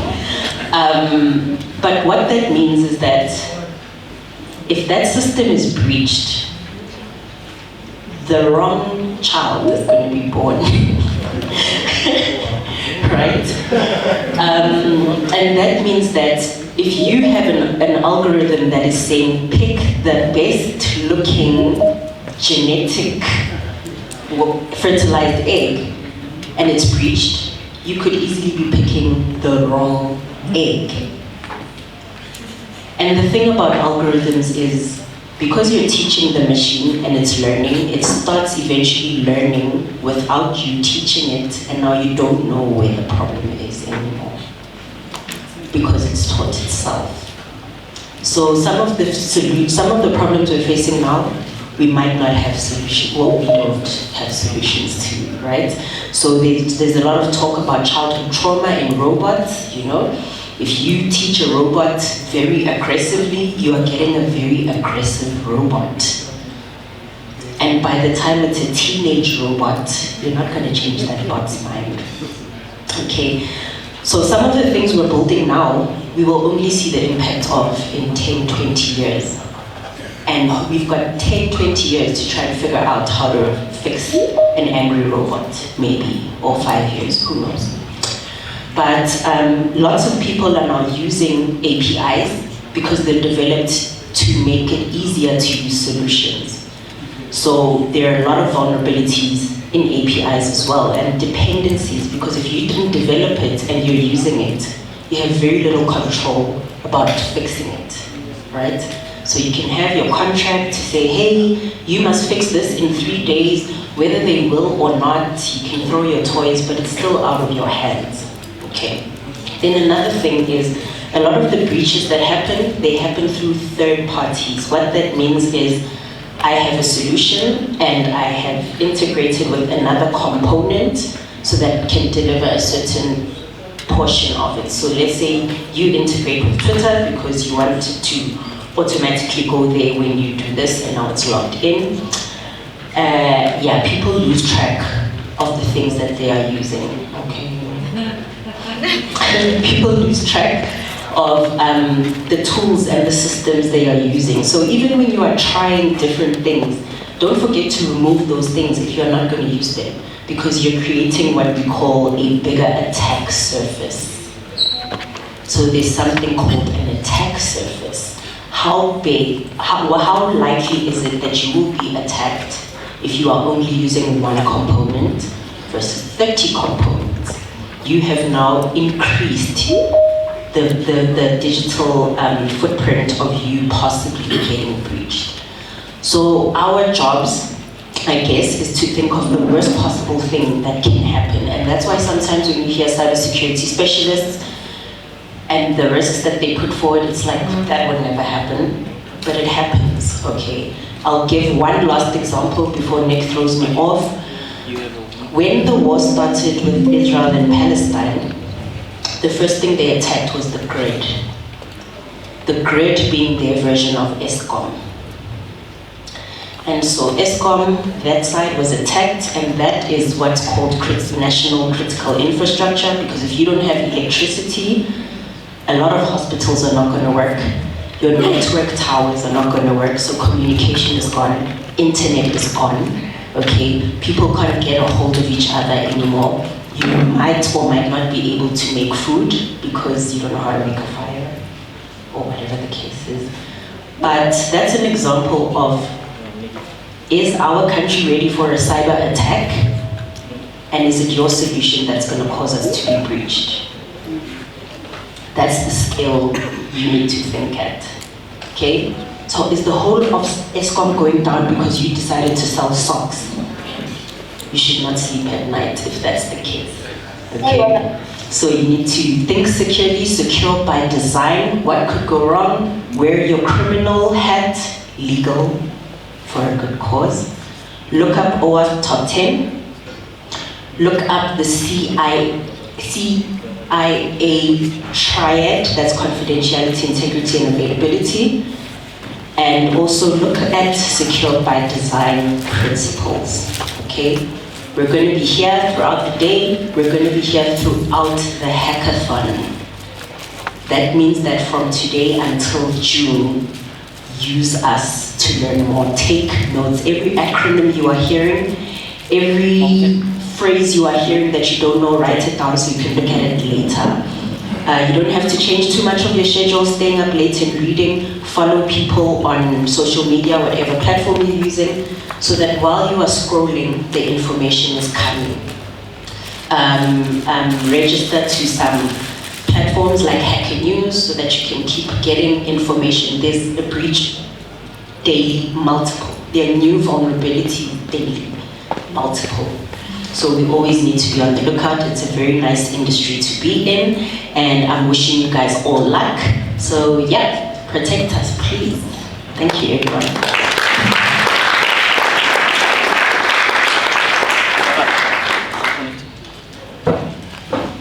So much. Thank you. Let's give the CIO. Thank you to the CIO. Let's give one more round of applause. I think we can do it standing. Don't you think we've been sitting for a while? I think we can do it standing and just we all need that yawn, that breathing.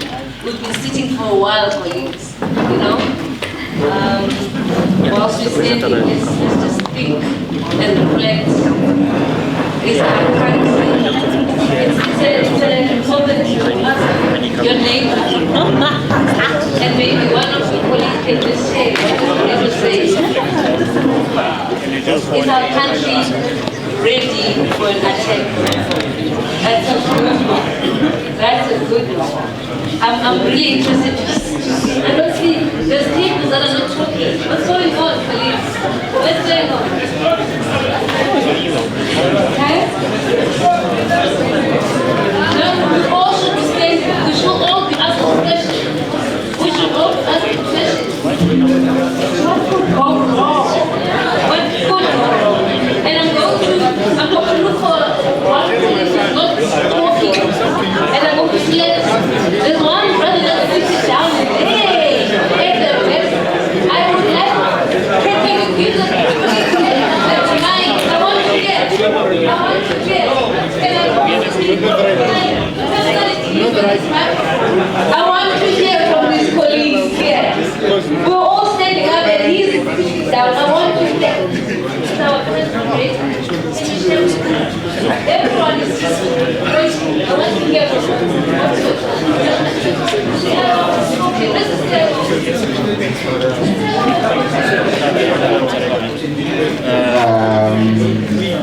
we are not ready.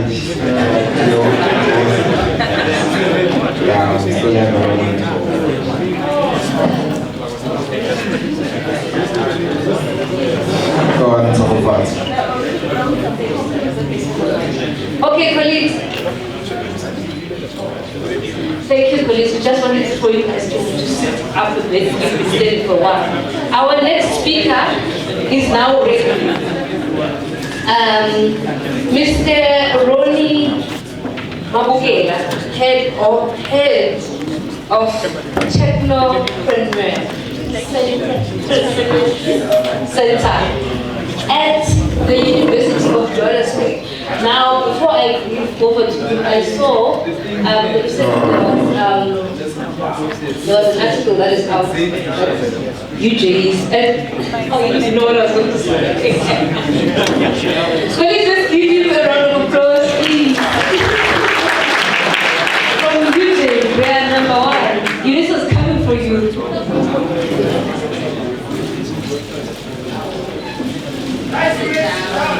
Let's give him a round of applause and then we can all sit down.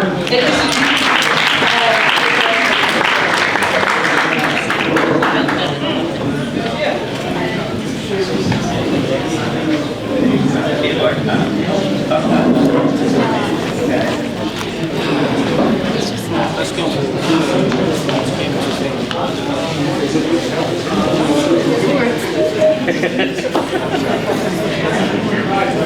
Okay, let's do this while still there. I'm just going to copy two more presentations to the side. It's not your fault, but it's good job.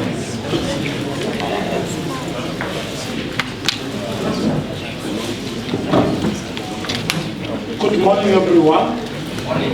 As I was introduced, my name is Rodima Mukela. I'm heading a center called Technopreneurship Center in the University of Johannesburg. My MC already have taken a few words from my talk, but I'm actually coming from the best university in South Africa and Africa. So I was actually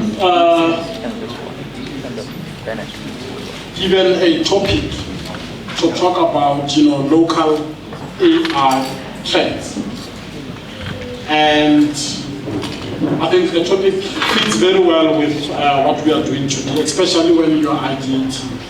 Nowadays, we build more AI technologies, and these technologies, they also need to be secured. However, we need to understand from a local point of view, what is currently happening, what are we building. So I'm coming from a center that is responsible for driving tech innovations, as well as AI development and tech upskilling in general. So I'm going to start my talk by actually starting with just setting out the scene that when we talk about AI, we often think of the open AI, the Silicon Valley, the China's big tech technologies that's coming from, the technology that comes out of China. So we think AI like that. But there are a lot of innovations that actually comes local that we need to also start thinking local.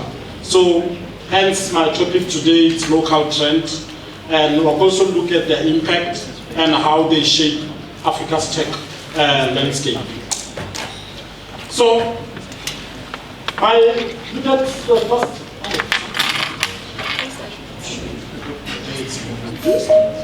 Oh, okay, it's moving very slow. Yeah. So just a background on what AI is all about. If you think about this as a roadmap or the map of artificial intelligence. So we've got quite a lot of think of artificial intelligence as an umbrella, and then we have the sub-topics that sometimes people overlook. When we are building these technologies, we talk about AI, but we need to start being specific as to what type of AI. And the moment you start becoming specific in terms of what type of AI is being built, then that's when you will then know how to solve, which AI to engage at what stage. And you can see that we've got deep learning technologies, and your deep learning, that's where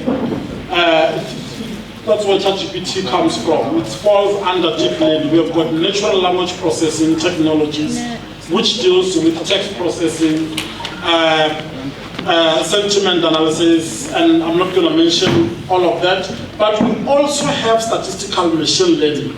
Statistical machine learning deals with probabilities, and we've done probabilities in grade 12.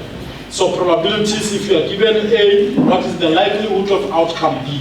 So if you are given this data set that has built on top of this model, what is the likelihood of generating an outcome that is suitable for whatever the prompt we are given? The other things is that we've got a lot of, within the robotic space, there's AIs. Within the computer vision, we have the AIs that can regenerate images, AIs that can deal with image, you can train them on the images, and it can start, it can start predicting your facial recognitions and all of that. But that is not what I'm going to talk. I'm actually going to look at. So AI itself, there's a taxonomy. If you can think about this, whenever you talk about AI, you're actually talking about that whole umbrella there, big one. So there's a narrow AI, there's machine learning, there's deep learning, there's generative AI, there's large language model, there's generative pre-trained language models, there's GPT-4 as an example. If you look at that circle, each and every circle has got its own example of the type of AI being utilized in that specific space. I'm not going to go through all of this. There's a lot of AIs. But I want us to start thinking about the first trend. The first trend is more specifically, it's rooted within the heartbeat of our culture, which is local African languages. So we've seen a lot of research on the development of pre-trained language models specifically for African languages. And part of this is called AfriBeta language model, which is currently being utilized, AfroLM, Serengeti, and one of the most exciting deployment recently was deployed by Lelapa AI. Kumba LM is a fine-tuned pre-trained multilingual language model that is built on raw text of African languages. We are talking about isiZulu, isiXhosa, and Setswana, and Sepedi.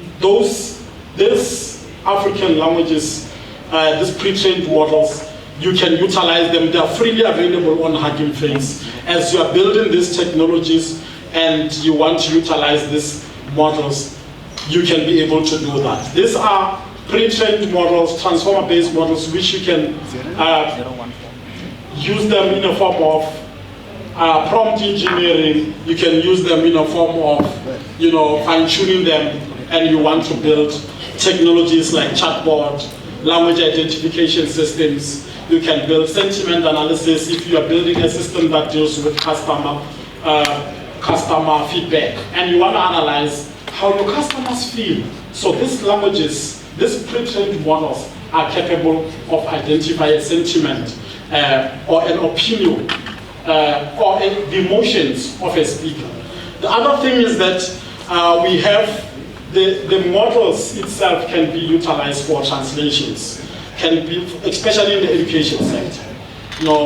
We are mostly, South African languages are marginalized, and we shouldn't shy away from this. I think now it's our time for us to also innovate and build technologies for our languages.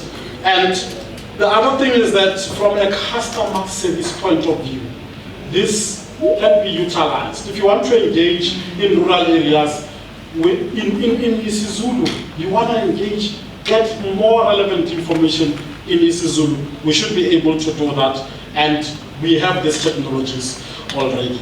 In my PhD study, I'm actually exploring what we call SALSA model that I built. This model is an adaptive generative model which can be utilized with evolving data. So evolving data is when multiple people are actually commenting at the same time, and this model is more adaptive in terms of recognizing the emotions and aggregating the sentiment that comes out of whatever the topic is. So language is data, language is our culture, so we need to start thinking about that in as much as we are going to be ideating.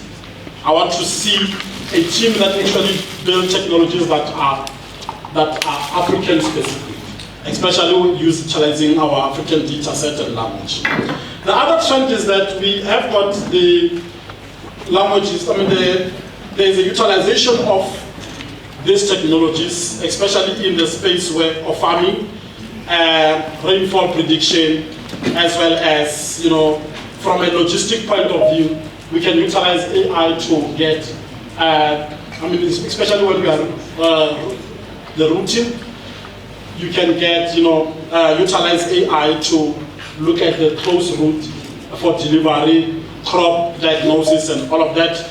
I've given examples of companies that I know that they're dealing with AI at the moment.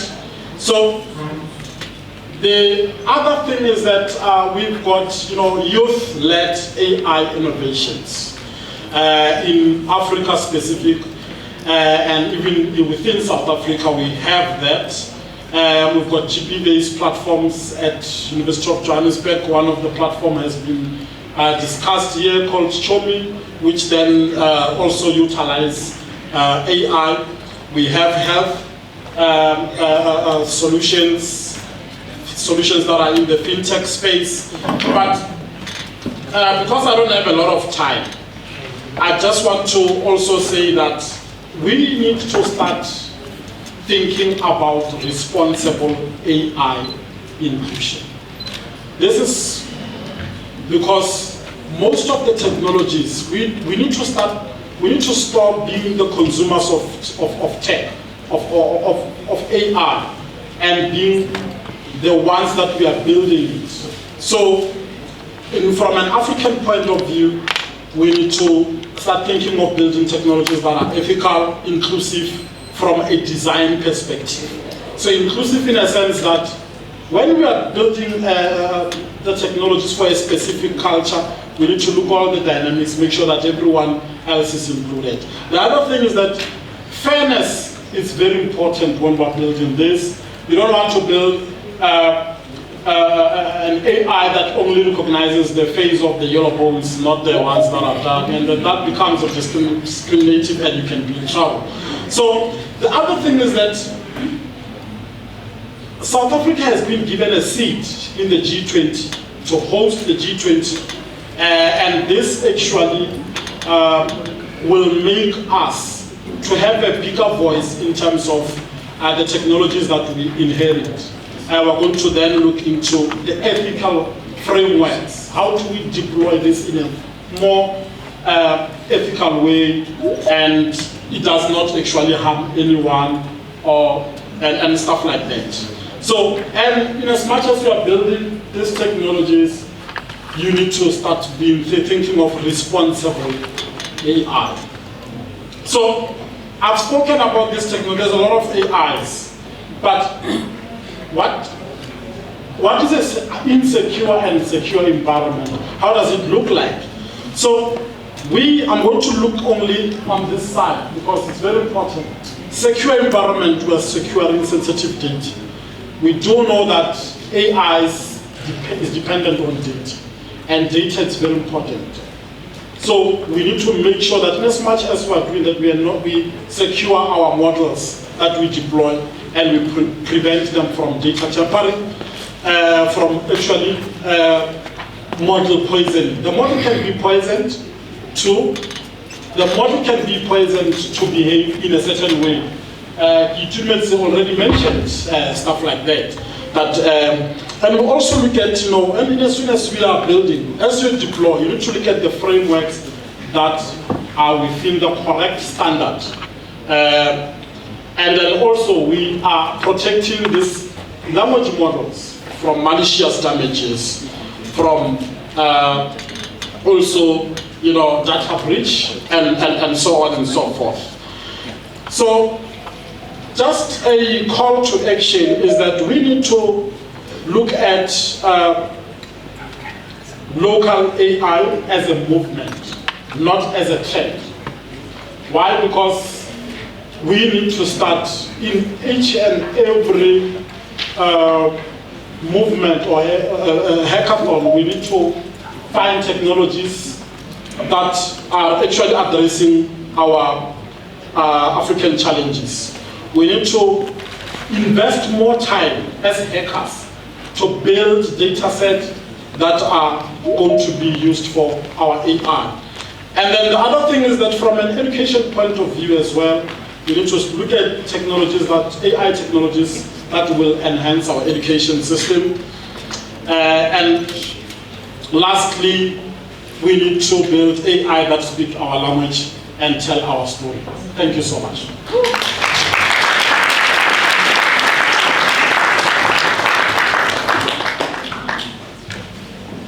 There you have it. We need to build AI that talks and speaks our language. Relatable, colleagues, relatable. As we move right along, I'm going to call on stage, Mr. Mashala from Endpoint Security and Operations Analyst, please, Analyst at Transnet. Let's give him a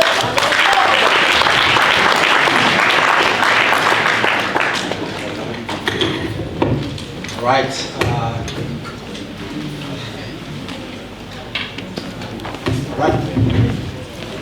Okay, am I audible?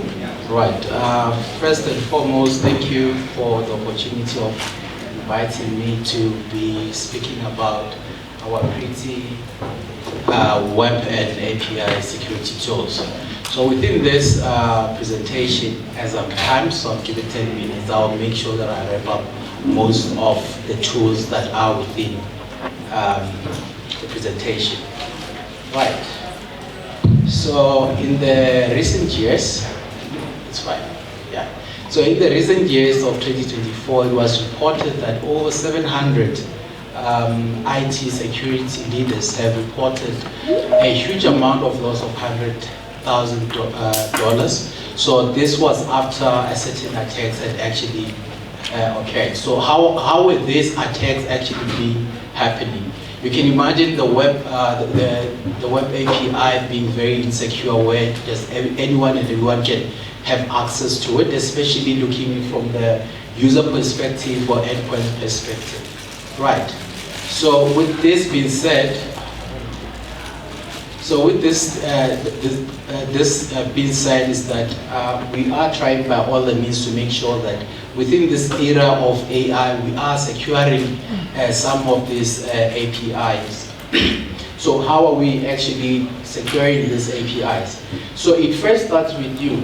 When I say it first starts with you, because most of our engineers within South Africa, we can say cloud engineers, we're not experienced with API usage and what permissions should we be giving you, or what endpoint API should we be giving you. So in that sense, I believe that no one will be requesting for an API to be viewing the user's email address, user's contact numbers, because that become very potential in most attacks. So things like, again, you do mention something, coding for fun, where you take a certain application ID, pasting it into the chat GPT. So what could potentially happen within that? Oh, I'm telling you, it'll give you a great code, but you never know that that code comes with consequences. As Mr. Mawukela has mentioned, a poison model. So a poison model can provide you with a malicious code, you being unaware. You go out there, you paste your tenant IDs or your security. The AI learns what you are actually filling it with and then respond with a certain information which it will make your code to be working, however actually exposing some of the APIs to the public. Right.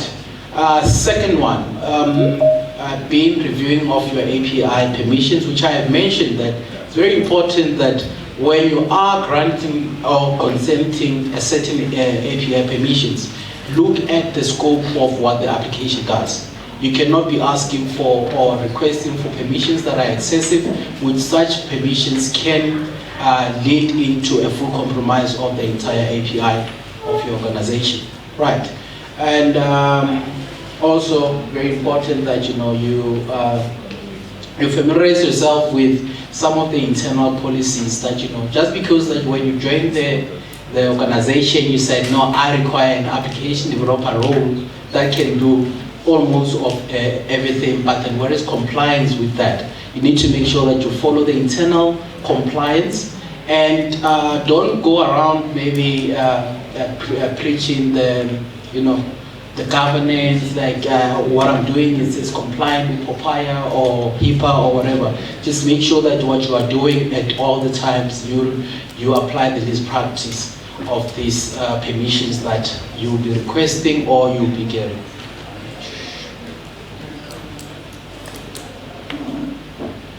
Oh, all right. So which one should you consider? You can consider any of them. The first one being you actually have integrated a cloud posture, cloud security posture management, where you actually going through each and every of your APIs that you have configured internally to check which one is weaker, which one is exposed, which one is not exposed. And secondly, obviously, what would be like in your normal operations. In most cases, applications are not being checked. The codes are not being checked. So what you need to be making sure, do have a web application firewall that is within to make sure that any type of an attack that will be coming through, the application is actually mitigated or is actually safer. Right. moving over to why do we actually need these tools? Like, we actually need these tools because they give us with a continuous protection of our assets. That's first. And it also, I mean, most companies nowadays, everything they speak is cloud, but cloud adoption also requires you to have experienced people to be making sure that the practices that are in order, they are actually compliant with certain standards. It can be SOC2 or Azure security baselines. So I'm an Azure person, so yeah. Or it could be a Google Cloud SOC, right? So one of the most interesting things that I've seen in all of this type of tools that we're using to actually combat the least privileged or overprivileged, you would realize that within the application, someone will create an application that has the full access to the entire system, which is the best practice. The good practice includes you making sure that the permissions that you are creating are accommodating the users of the application. And by doing that, you obviously need to make sure that you do a continuous code scanning where your code may be broken or the code that you got from your ChatGPT, you know, comparing it with, okay, what did the web application scanner actually detected so that it can give you the best recommendation from that end. And since my time is actually timed, very timed. Oh, flip. I don't know, it went to the last, apologies about that.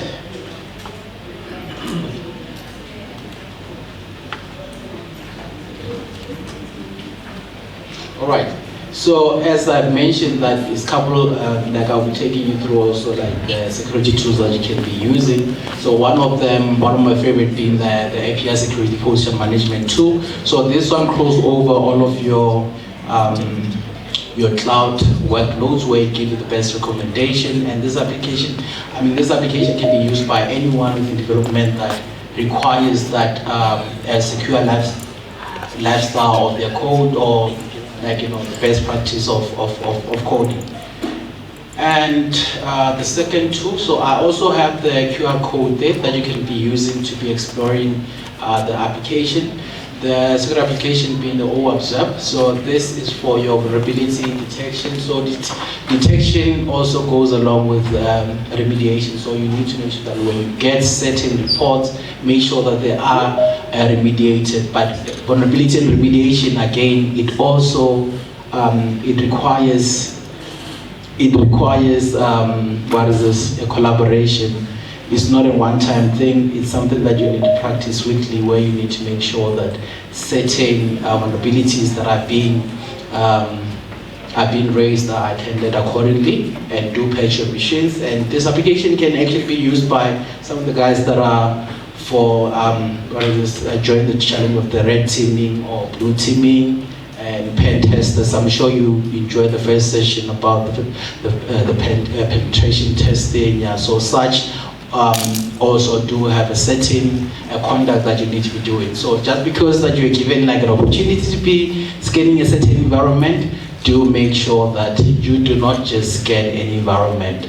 Familiarize yourself with all the tiered systems, whereby you may have 3 tiers, which is your dev, QA, and production. So first, always make sure that you prioritize them as web tiers, because certain scans may break the application. So you can imagine a production system being scanned and just crashing out of nowhere, and that system is being used for making transactions. So always make sure that you prioritize such. Right. So those are the techniques that you need to be following, and make sure that whatever technique that you follow or whatever document that you get from the vulnerability, make sure that document is treated with care. And I think that's all. Like, just make sure that it's safe and it doesn't get exposed to the attackers or to threats. Thanks. Thank you very much.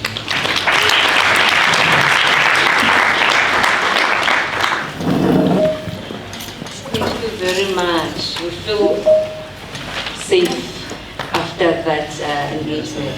taking care of documentation and information with safety at all times. Ladies and gentlemen, we'll move right along, also cognizant of the time, to call on Mrs. Tembile Mlambo, a software engineer at CSIR. The president was visiting you guys. Look at you! Pala, all the way. Let's give her a round of applause.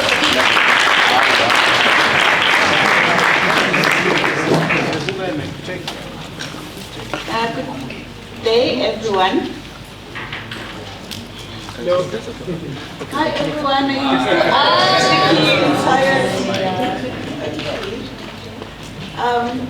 So while I'm still waiting,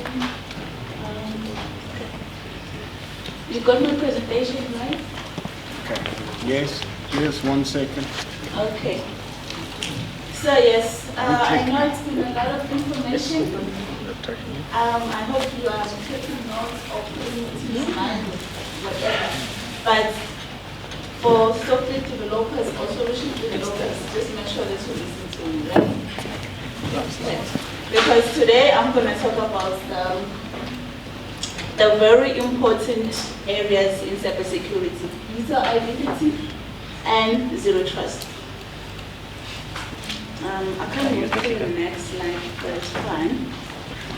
So these are really relevant to the hackathon.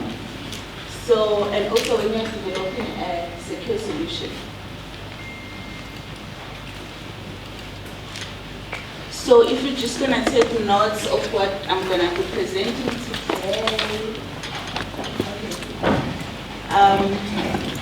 you will be in a good chance to be the because these tips that I'm gonna give you is what the judge is like, and it's what even the clients are looking for.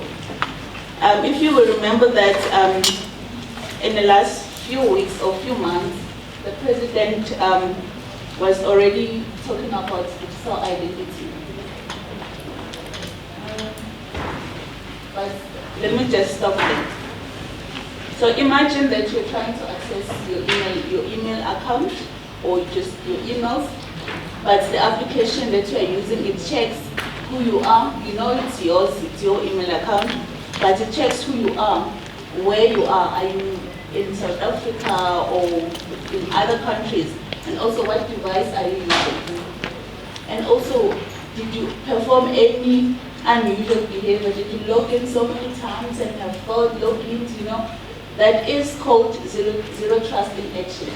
Because you even know it nowadays. If you have a Google account, if you use a different device, you get a notification that you have tried logging in using this different device. That is called zero trust. So they don't trust in the devices that you are using to access the information. If you can recall, maybe some of you were born, maybe not born, even born but not paying attention to what is happening in cybersecurity. Like in the past, the protection was more on networks, you know, by making sure that intruders are kept out of the system. But once you are inside the network, it means you are trusted. But with nowadays, using identity of everything that get access to the device or to the system, we are applying the zero trust principle. Zero trust principle, it goes along with identity. So you need to check who's the user, what device is being used. And also, even the request, colleagues that have been talking about APIs, you need to make sure that the API that is requesting any kind of information into the system, it's the trusted one, or it's a known source. So what exactly is digital identity?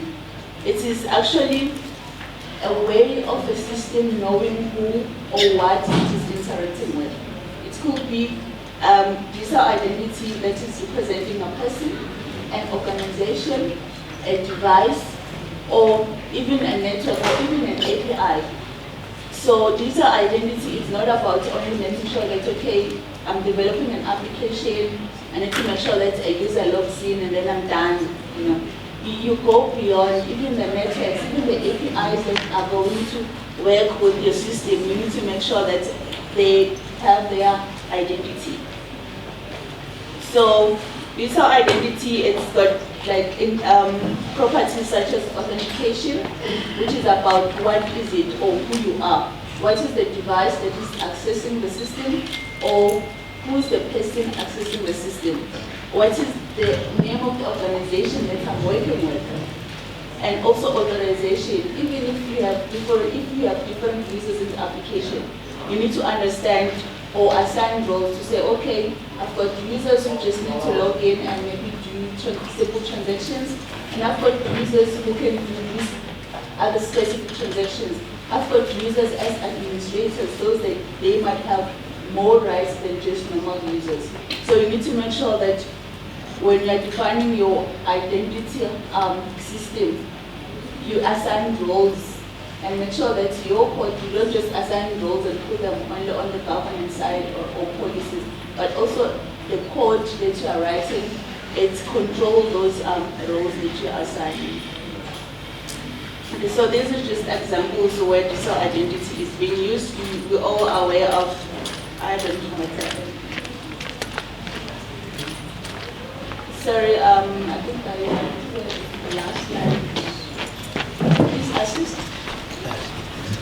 Okay, so we all know about financial services. Maybe most of you already have bank applications. You have to log in. You have to make sure that you are the person that needs to log in. Yes.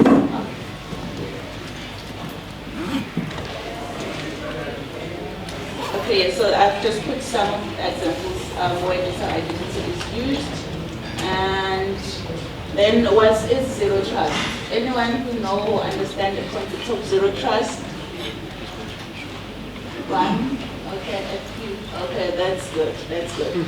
Zero trust, it's simple. It just means trust no one. Even if you are here, you know. You can't hear me. Sorry. Thank you. Okay, so zero trust, it's a security model. That's a good thing. Were you able to hear me? Okay, all right. So zero trust is a security model when you don't trust the user, you don't trust the device, you don't even trust any application that is interacting with the system. So as I've mentioned before, like in the older days,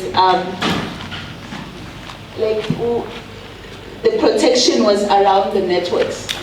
Once you are inside the network, you are trusted. But these days, you make sure that you don't trust even those who are inside the network.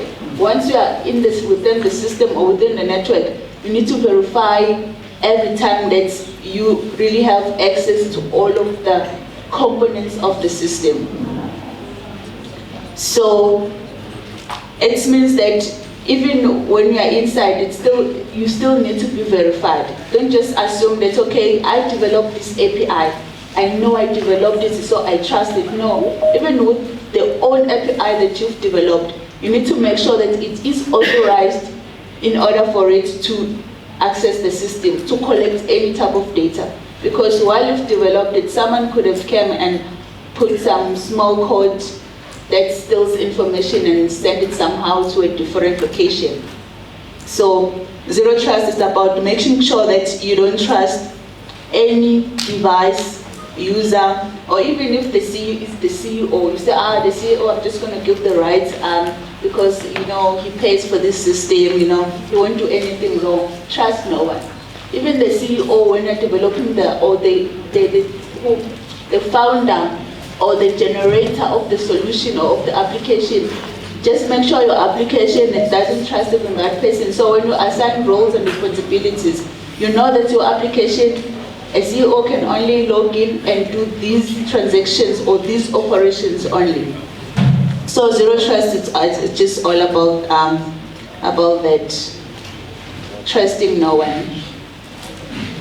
And there are core principles of zero trust, which includes, as I've mentioned before, check identity and also device and also the content before granting access. And also make sure that, as I've mentioned before, give users the minimum access they need.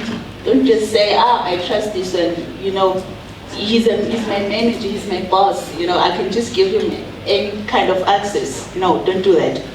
And then also, other colleagues have already mentioned, design as if the attacker is already in. Just have that mind to say, okay, what could go wrong? Just to minimize the danger or the leakage of information. So why do this, that I'm mentioning today, matters in Hackathon? It's because in most of the Hackathon competitions, some of us will be developing solutions. As colleagues mentioned before, that you are not just developing a security solution, but a secure solution. Remember, you need to include security, trust, so that you get a better product, right? Not just a good solution, but it's gonna get attacked and even make more problems when data gets stolen. So it is important to make sure that at least in your application, you include multi-factor authentication. You can use passwords, but password these days, we all know the problem with just passwords. But we have lots of applications these days where they use multi-factor authentication, and sometimes they even use the TO, like one-time pins.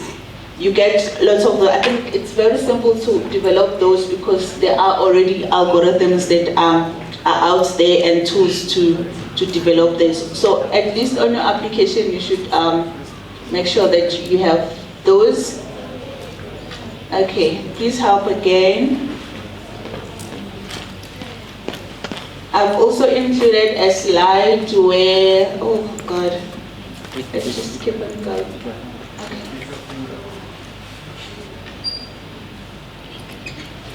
Okay, so next slide. Thank you.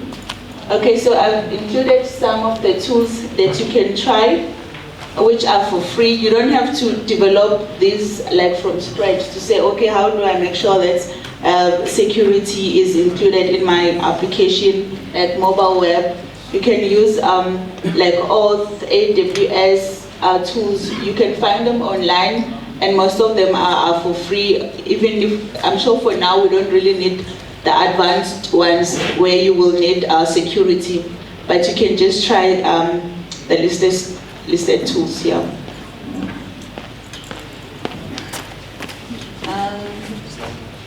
Next slide. Okay, so applying zero trust in hackathon projects, just make sure that even for simple applications, you verify the user and you specify the user role in your application, and also make sure that you apply, there are already solutions that tracks the suspicious activities of a user. So have those systems that's gonna alert you if anything goes wrong, if there are so many number of logins or failing logins, someone is trying to brute force your system. So you must try to use those tools. And also in the back end APIs, just make sure that all the calls are authorized. And also even in the database, I've seen like very poor design databases where the assumed administrators are trusted, and administrator can just go there and do anything wrong without being identified. So just make sure even on the back end side, you've got some measures of security. Databases these days cannot be accessed anyhow, but you need to put that layer of verifying the identity of an administrator who is accessing the system, and also keeping records on what those administrators are doing on the database.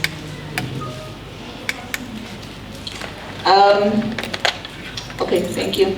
So key takeaways, you can just ask yourself, either before or just when you're just finishing your application development, can you build a system where even if a password is stolen, access will be denied? If the answer is yes, then you know that your system is not strong enough. And also, just make sure that, or just remember that digital identity is the front door and zero trust is the guard system. So if your digital identity system is very weak, that means anyone can come inside. No matter how much you try to make your system solve that security problem, but if the front door is open, then anyone can easily come in and do the any or steal information or steal data.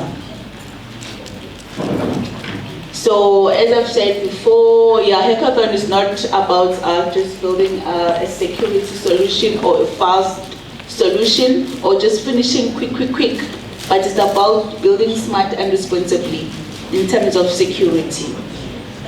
Good luck with your projects. This is just a quote to say that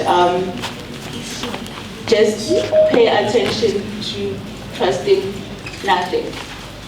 Thank you.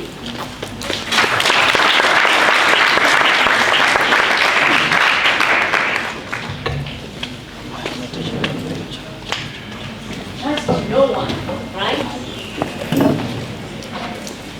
The answer should be no one until proven otherwise. Yes. Let's give her a round of applause for this. I think she's also been very generous.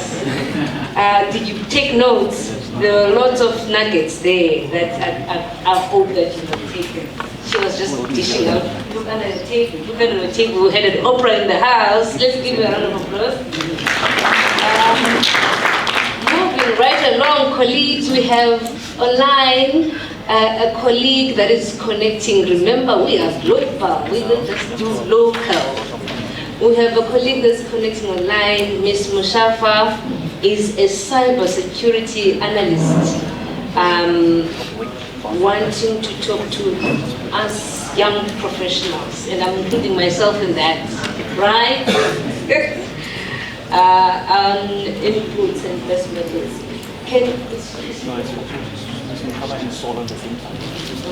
And then after Ms. Mushafa, we've also got Mr. Solomon Sechedi, a security engineer.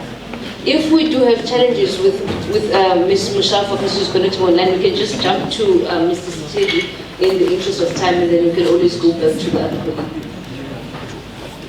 Good evening, can you hear me? I'm presenting with Mr. Stoll. Okay, perfect. Mr. Stoll, are you ready?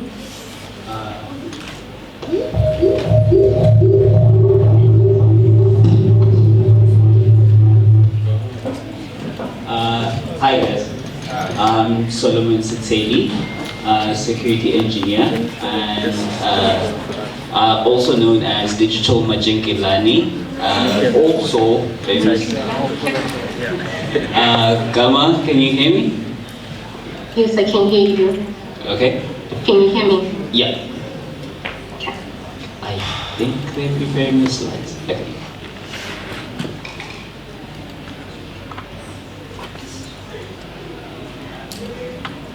Okay, who am I? I'm a security engineer, threat hunter, I'm a master of one. No.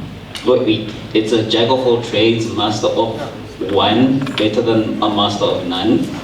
I've been in the field for 7 years, and also with hackathons, I was part of the very first one in 2017. I got into trouble, but I'm just here to talk about getting started in capture the flag challenges and security as a whole. And my name is Gamuchurama Blessing Muchapa. I'm a SOC analyst and also a student, and I also contribute to open source. I've been playing CTF here and there. I'm not yet a pro, but yeah, I have the gist of it. And today we're going to be talking about CTF. What I learned as a CTF player is building knowledge. Knowledge is the key of everything. Having the understanding how CTF works is a huge instrument for anybody. When you play CTF, it's not just about you playing CTF or you just understanding or to win a challenge. It's about you also building your skills in the CTF challenges and thinking analytically, being observant, understanding things in huge concept. And also when you apply like whatever mindset or thought that you put, thinking how can you add on to that as well. That's one of the things that I've got to learn. And while you build your skills, also I got to learn that there are people who are watching. Those people, they're the ones that also get to say how can you improve, how can you grow on your skills. For instance, I got to meet Mr. Saul, who guided me and said, you know, there are other platforms such as the Pwn Labs and so many more sites that I can also improve on. And the mission of it is not just tackling a challenge, it's also having the ability to simulate a reward attack, and it helps you to sharpen your problem-solving ability, as I said. And platforms that I personally get to use are the Hack the Box, Try Hack Me, CTFtime.org, and Cyber Defenders. And currently, I'm also learning in Bug Bounty. And I'm going to give it to Mr. Saul to give us on Bug Bounty and how you got in trouble, sir. Please explain yourself. Yeah. With regards to getting into bug bounties, there are certain skills that you will have to learn from networking, your basics, just understanding how computers communicate, how do DNSs work, and how do routers, your switches and VPNs work, how does that traffic travel. But that will be a progressive learning curve to say that, okay, as a penetration tester or an ethical hacker, understanding that the ethical hacking methodology for Red Team and also applies to the Lockheed Martin cybersecurity kill chain is two cousins, or like one in the same. From a blue team perspective, persistence is a thingy, is reconnaissance and also pre-exploit activities, which will happen. I'm guessing because it's two teams, blue and red. That's how you would have to engage, and also primarily for the blue team, when partaking in CTFs, look at what the challenge is, look at the scenario, take a step back and think, okay, what do I know about networking? Okay, I know that networking works this way, networking works that way. What are the gaps in my knowledge? So that little break where you look at your lack in knowledge, you can say, okay, I know this, I'm lacking that. This will help me progress further, because it's some of the fundamentals that you learn also for problem solving and also doing forensics, digital forensics, or doing threat intelligence. You have to look at what you have and what you need and also conclude. With the CTFs, for all the teams, you will have to also consider the fact that always take notes. Even if it's not something important, take notes so that you can compile those notes. And for bug bounties, I do bug bounties on a like casual time. They're not that difficult to get into, but you will still have to learn and use those basic skills that you have been progressively getting to actually be in. And with bug bounties, understand the scope. There are things like a company would say, vulnerability disclosure. You're just disclosing a vulnerability. You don't have to provide a POC, proof of concept, that with that particular, let's say, cross-site script, you can actually exploit it, which might work against you. There are rules and regulations with vulnerabilities. But the main takeaway with regards to all this cybersecurity stuff and everything that I would say is be curious. I'm not sure if that resonates with you, Damu. It does. I have a question for you though. You said something very important. You say that building skills. I want to ask for whomever joined this hackathon, what if they are new starter, they're starting this hackathon? Do you think that they have a chance of winning or the chance of upscaling? What would you say was your, when you started doing CTF? As for me, when I started doing CTF, I thought maybe I need to be a pro. Until I got into it, I knew that, oh, it's actually it's for everyone, beginner, intermediate, expert.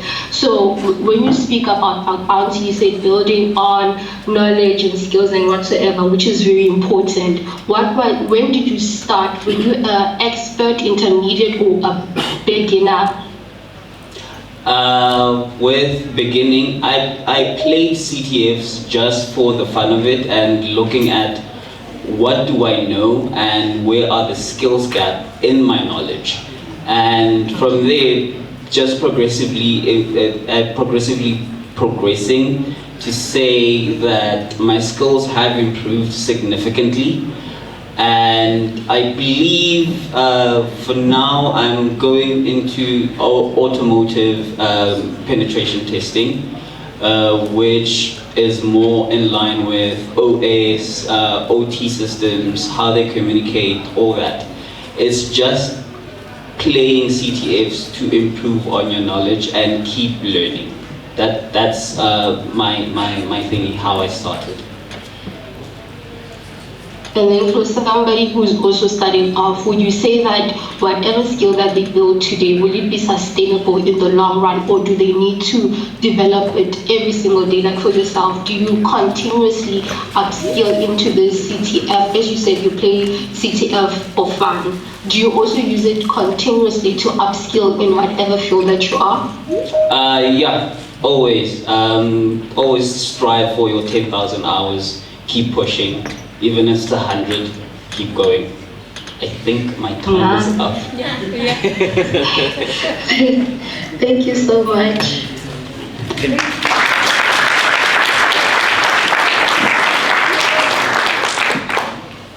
I was enjoying that. I did not even look at him, wanted to tell him to stop. I was still enjoying that conversation. But hey, colleagues, let's be mindful of the time. Let's give them a round of applause.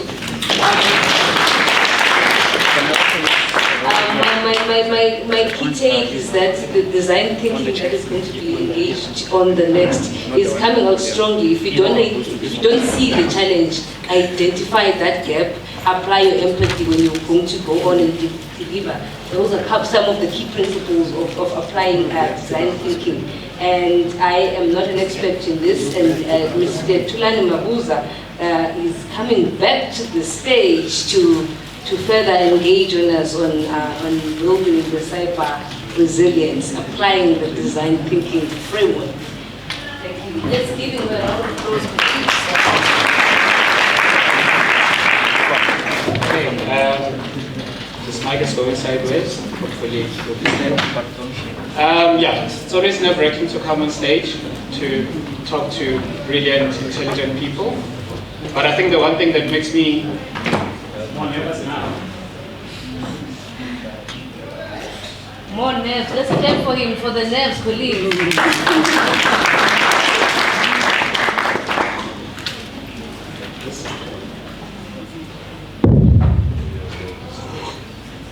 There we go.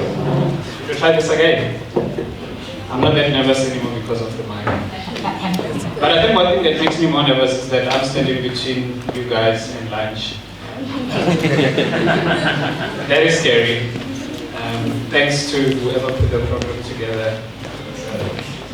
Okay, so I'm going to be talking on design thinking, building cyber resilience. So there's a couple of components that I'll cover with that. Let's make sure this thing works. So I can go to the next slide. Technical team, is this thing working? Okay, 100%. So the OMI, I think I've been introduced twice already, so I don't need to ponder so much on that. But I think the one thing that is worth mentioning is the passion that I have for mentorship. We do this a lot. We want to share what we know. I don't think it's fair for us to retain what we know and not share with you. You are pretty much our future leaders. You are pretty much the people who are going to ensure that the industry thrives. It will be injustice for us to hold back and not share what we know with you. So that is the one thing that I'm most passionate about. It's ensuring that I share what I know, help those that I can help, so that we can continue to contribute within this space and the communities. And then, okay, next slide. Doesn't seem like the thing is working. In terms of the agenda, just go through so that it pretty much puts up everything on that slide.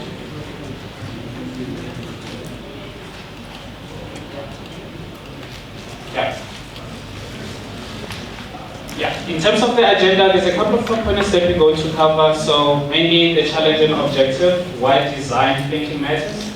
And then we're going to pretty much do a bit of hash out on understanding the human-centered design. And then we're going to talk a bit about the intersection between security and design. For those of you that will be taking the innovation challenge, there is that intersection, things that you might need to consider for that. Localizing development for greater impact. So you want to make an impact. I think previous speakers have indicated that when you're building a solution, you're building it because there is a use case for it. It is a need for somebody, or it is a need for a community, for a business, whatever the case is. So you kind of need to think of what that means. And then driving value through impact, I think this is where you obviously come in as innovators, as cybersecurity professionals and the like. That's where you come in. How do you continue to drive value with the work that you're doing and ensure that you obviously contribute to the greater impact it has. And then, other than that, I'm just going to thank you, then we'll go off stage and you can all enjoy lunch. I think we're all looking forward to the last one, right? And next slide. So the challenge and objective, next slide. Yep, just go through, I think just fill up the slides should be fine. Yep, that's fine. Why does it matter? I think it's important for us to establish why design thinking matters. Mainly because it's critical to all things mankind. And there's a reason I say critical to all things mankind. We are the consumers of technology. The humankind are pretty much the people who are developing the system and continue to also consume them. So if you are designing something, you're designing it so that somebody can consume it. And whoever is going to consume it is going to use it for the specific use case that you've developed it to do, etc. With that, you also need to think about the dangers that technology that you've put forward is going to introduce that person to. There was, mentions of, the attack surface and the like. So it's all those things that you need to take into account. There's one thing that I always say to, the young ones when I mentor them to say, everything else that exists around you exists because you exist. So if you have family, you can say, I have family because you are there, you exist. So it's the same with technology. It all started with us. We decided that we're going to build something. So everything else that is around us, we pretty much have some sort of input into what it has become. And that goes down to technology as well. The technologies that we build because there is certain use cases that we want to satisfy. It could be, we want to be efficient on one thing or the other. So security is critical to all of that. So when you build this solution, you build it for humankind to consume. Humankind need to be secure. All critical components. Now, it matters because there's three things that I think some of the colleagues have already covered. The trade-off dilemma. How people would opt to have a system more usable than it being secure. That is a big challenge. We see that every day. It's a pretty looking portal. But is it secure? If you're taking people's data, is it, making sure that the data is encrypted onto, wherever it is stored at the back end? And are we making sure that wherever it is addressed, it is protected, with the right controls that need to protect the data? Some people only focus on making it look pretty so that it can attract as many users as it can. But security is at the core of that beautiful portal. If that beautiful portal gets hacked, there is no use for it anymore. Somebody spoke about reputational damage. No one wants to use that beautiful portal anymore because it exposes their data. So you kind of need to think about that. The second one is the rising, cyber threats. I think Mr. Palampala mentioned something along those lines.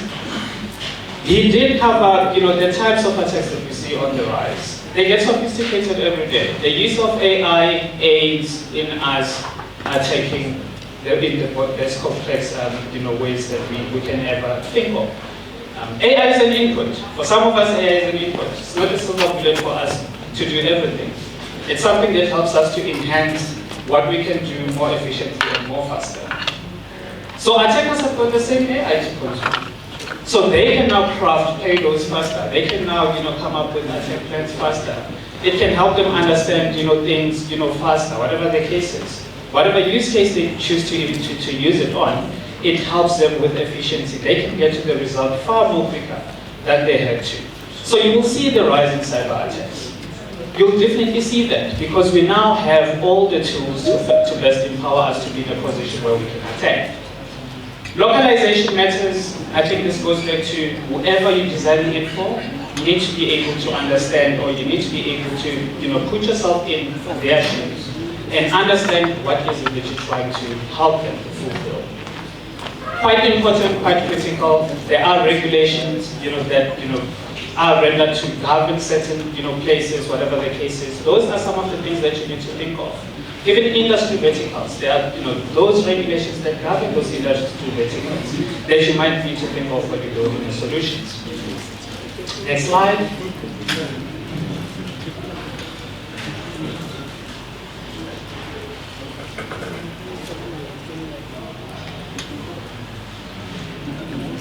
That's not breaking. Come on. Yeah, go to the next one.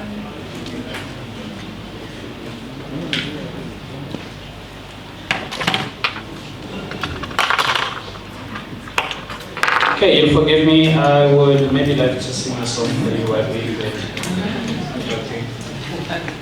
Not a good singer. Please don't hold me to it.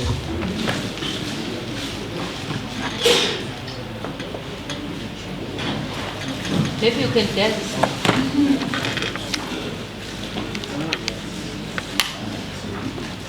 I'm sorry, Leslie. Yay! Finally, we got something working. Let's get into that. Technical team. Hey. All right. I think it goes back to what I was saying. We need to think about us as the humankind. We're designing these solutions for us. Can we think about us for a second when we're building these solutions? The empathy-driven approach. How do you ensure that you understand the people's pain points? The people you're designing your solution for, how do you ensure that you understand their pain points? Where are they coming from? Where do they need to go? And how do they go about to fulfill that? So that matters. That's something that needs to be at the core of your thinking when you guys are crafting the solutions. Iterative design. How do you ensure that iteratively, you put forward what matters, test it, ensure that it is fit for purpose? How do you ensure that you continuously do that? Those are some of the things you need to think about. Accessibility and inclusion. I don't think I can emphasize on this enough. How do you ensure that your solution is accessible to the people you're building this for? And how do you ensure that you include even those that are marginally segregated from some of the resources that we have to consume? Like for us in the city, internet is not an issue. But for someone who's sitting in the rural areas, how do we ensure that they've got that, the information or the service that we have designed for? The intersection, that guy gets struck by lightning. I don't think you want to be that guy. You don't want to trade off usability for security, because that will be the end result. Security is never an afterthought. It's something that you need to think of while you're building the solution. That is key. Covering the localization, there is various differences in terms of cultural differences, behavioral differences. It can come with your different aspects. It's age groups, it's race, it's gender, etc. Those things matter when you're building the solutions that you're building. You need to understand the core differences in terms of culture and behavioral components surrounding that. Regulatory considerations, if you designing a solution for a specific vertical, I'll make healthcare as an example. There is robust regulations governing that, those type of verticals. You need to understand that. You want to build something where people can transact. There is regulations governing that. The PCI DSS, for example, you cannot just start building a platform and start capturing people's data. It needs to comply with the PCI DSS regulation. So those are some of the things you need to think about. How do I ensure that my solution renders to all these requirements in order for me to scale over time? So, your contributions today, you hold a torch into the future. That's how I feel. I don't know if that's a picture of you guys, but it certainly reflects me. Innovate. It's your responsibility. It's in your hands now. All we can do is tell you what is out there, but you have the responsibility to innovate. You need to get involved and take up space. So do not be shy to walk into a room and say, hey, I don't know this. Can you educate me on it? If you do not, no one will know that you don't know, and no one is going to come and save you. So get involved and take up space. Share what you know. For those of us who know something, let's continue to share. As you are learning, as you are growing within the industry, continue to share with others. That is critical, that is important. That's how we build the next society of leaders. Collaborate. Where you have a chance to collaborate, please do that as much as you can. We spoke about collaboration around academia, private sector, and government. We need to continue to collaborate to ensure that we serve, towards the goal that we're hoping to achieve. Make an impact in society. Don't just strive to be famous. You're not singers, right? You're not here to make people famous, but you're here to make an impact. You're here to make a difference. Ensure that you make impact through the work that you do. It's the work that you do that is going to speak for you at the end of the day. So we need you, industry needs you, government needs you, academia needs you, the world needs you. You are important. Like I said, everything exists because you exist, and we want you to start getting involved so that your purpose can be served. And with that, I would like to thank you.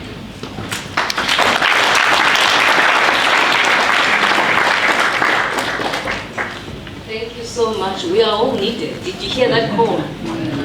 You are needed, so make an impact. Colleagues, let's produce relatable products that are going to add value to our economy and our neighbors, as and when we can. Our next two speakers, before lunch, I'm just going to call them just for 2 minutes, the mentors and representatives for the two teams, the red teams as well as the blue team. I'm going to call upon Mr. Saeed from Telspace Africa, as well as Mr. Jason also from Snow Technologies. Colleagues, let's give them a round of applause.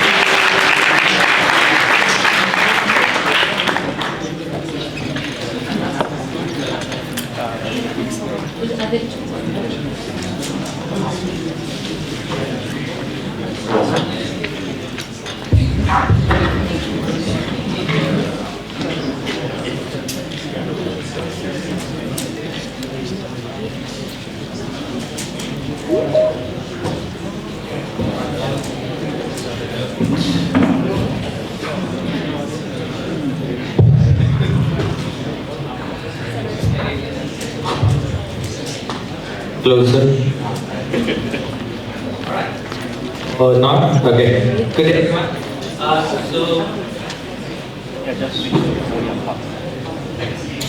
Alright. Good day, everyone. So my name is Al Sayed. I'm the CTF of South Africa. So we are basically focused more on the offensive side of information security. So the red teamers, as you have seen, we have seen is red team and blue team CTF competition as well for both Ideathon and the main event Hackathon. We actually had 5-minute presentation prepared each, but due to the time constraint, we'll just keep it short. So yeah, just to cover, one of the fellow presenters did cover bits and pieces into different challenges, more on the web and API security vulnerabilities, etc. So this CTF from red team side will be more focused on the web application-based vulnerabilities. For the Ideathon challenges, it's designed to be more individual sort of challenges, more Jeopardy-style CTF, where you'll have to basically complete, exploit certain vulnerabilities, get access to like hidden data functionalities and so on. It's to more sort of get you accustomed to identifying and exploiting the vulnerabilities. For the main hackathon event, the CTF is designed to be more a real-world sort of a scenario or the system. Basically, the same concept though. It's individual vulnerabilities that would need to be chained together to compromise the entire system. Basically, mimicking the objective of a red team exercise. And yeah, as fellow team members did mention, capture everything while you're busy, document everything, and have fun, most importantly. And mentors are here, so please make use of us. Thanks, sir. So, as mentioned, my name is Jason van Niekerk. I am the Threat Intelligence Specialist at Snow Technologies.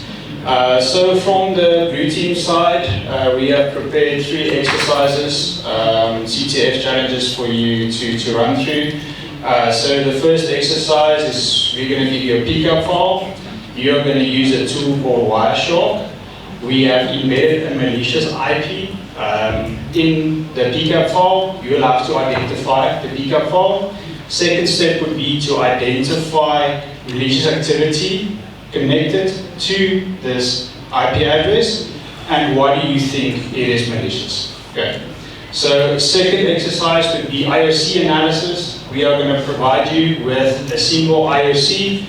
Then we would want you to identify all the malicious activity connected to that specific IOC. There is going to be questions in the presentation that I will be sharing with you on a later stage. Okay. And then the third and final one is a lacquer one.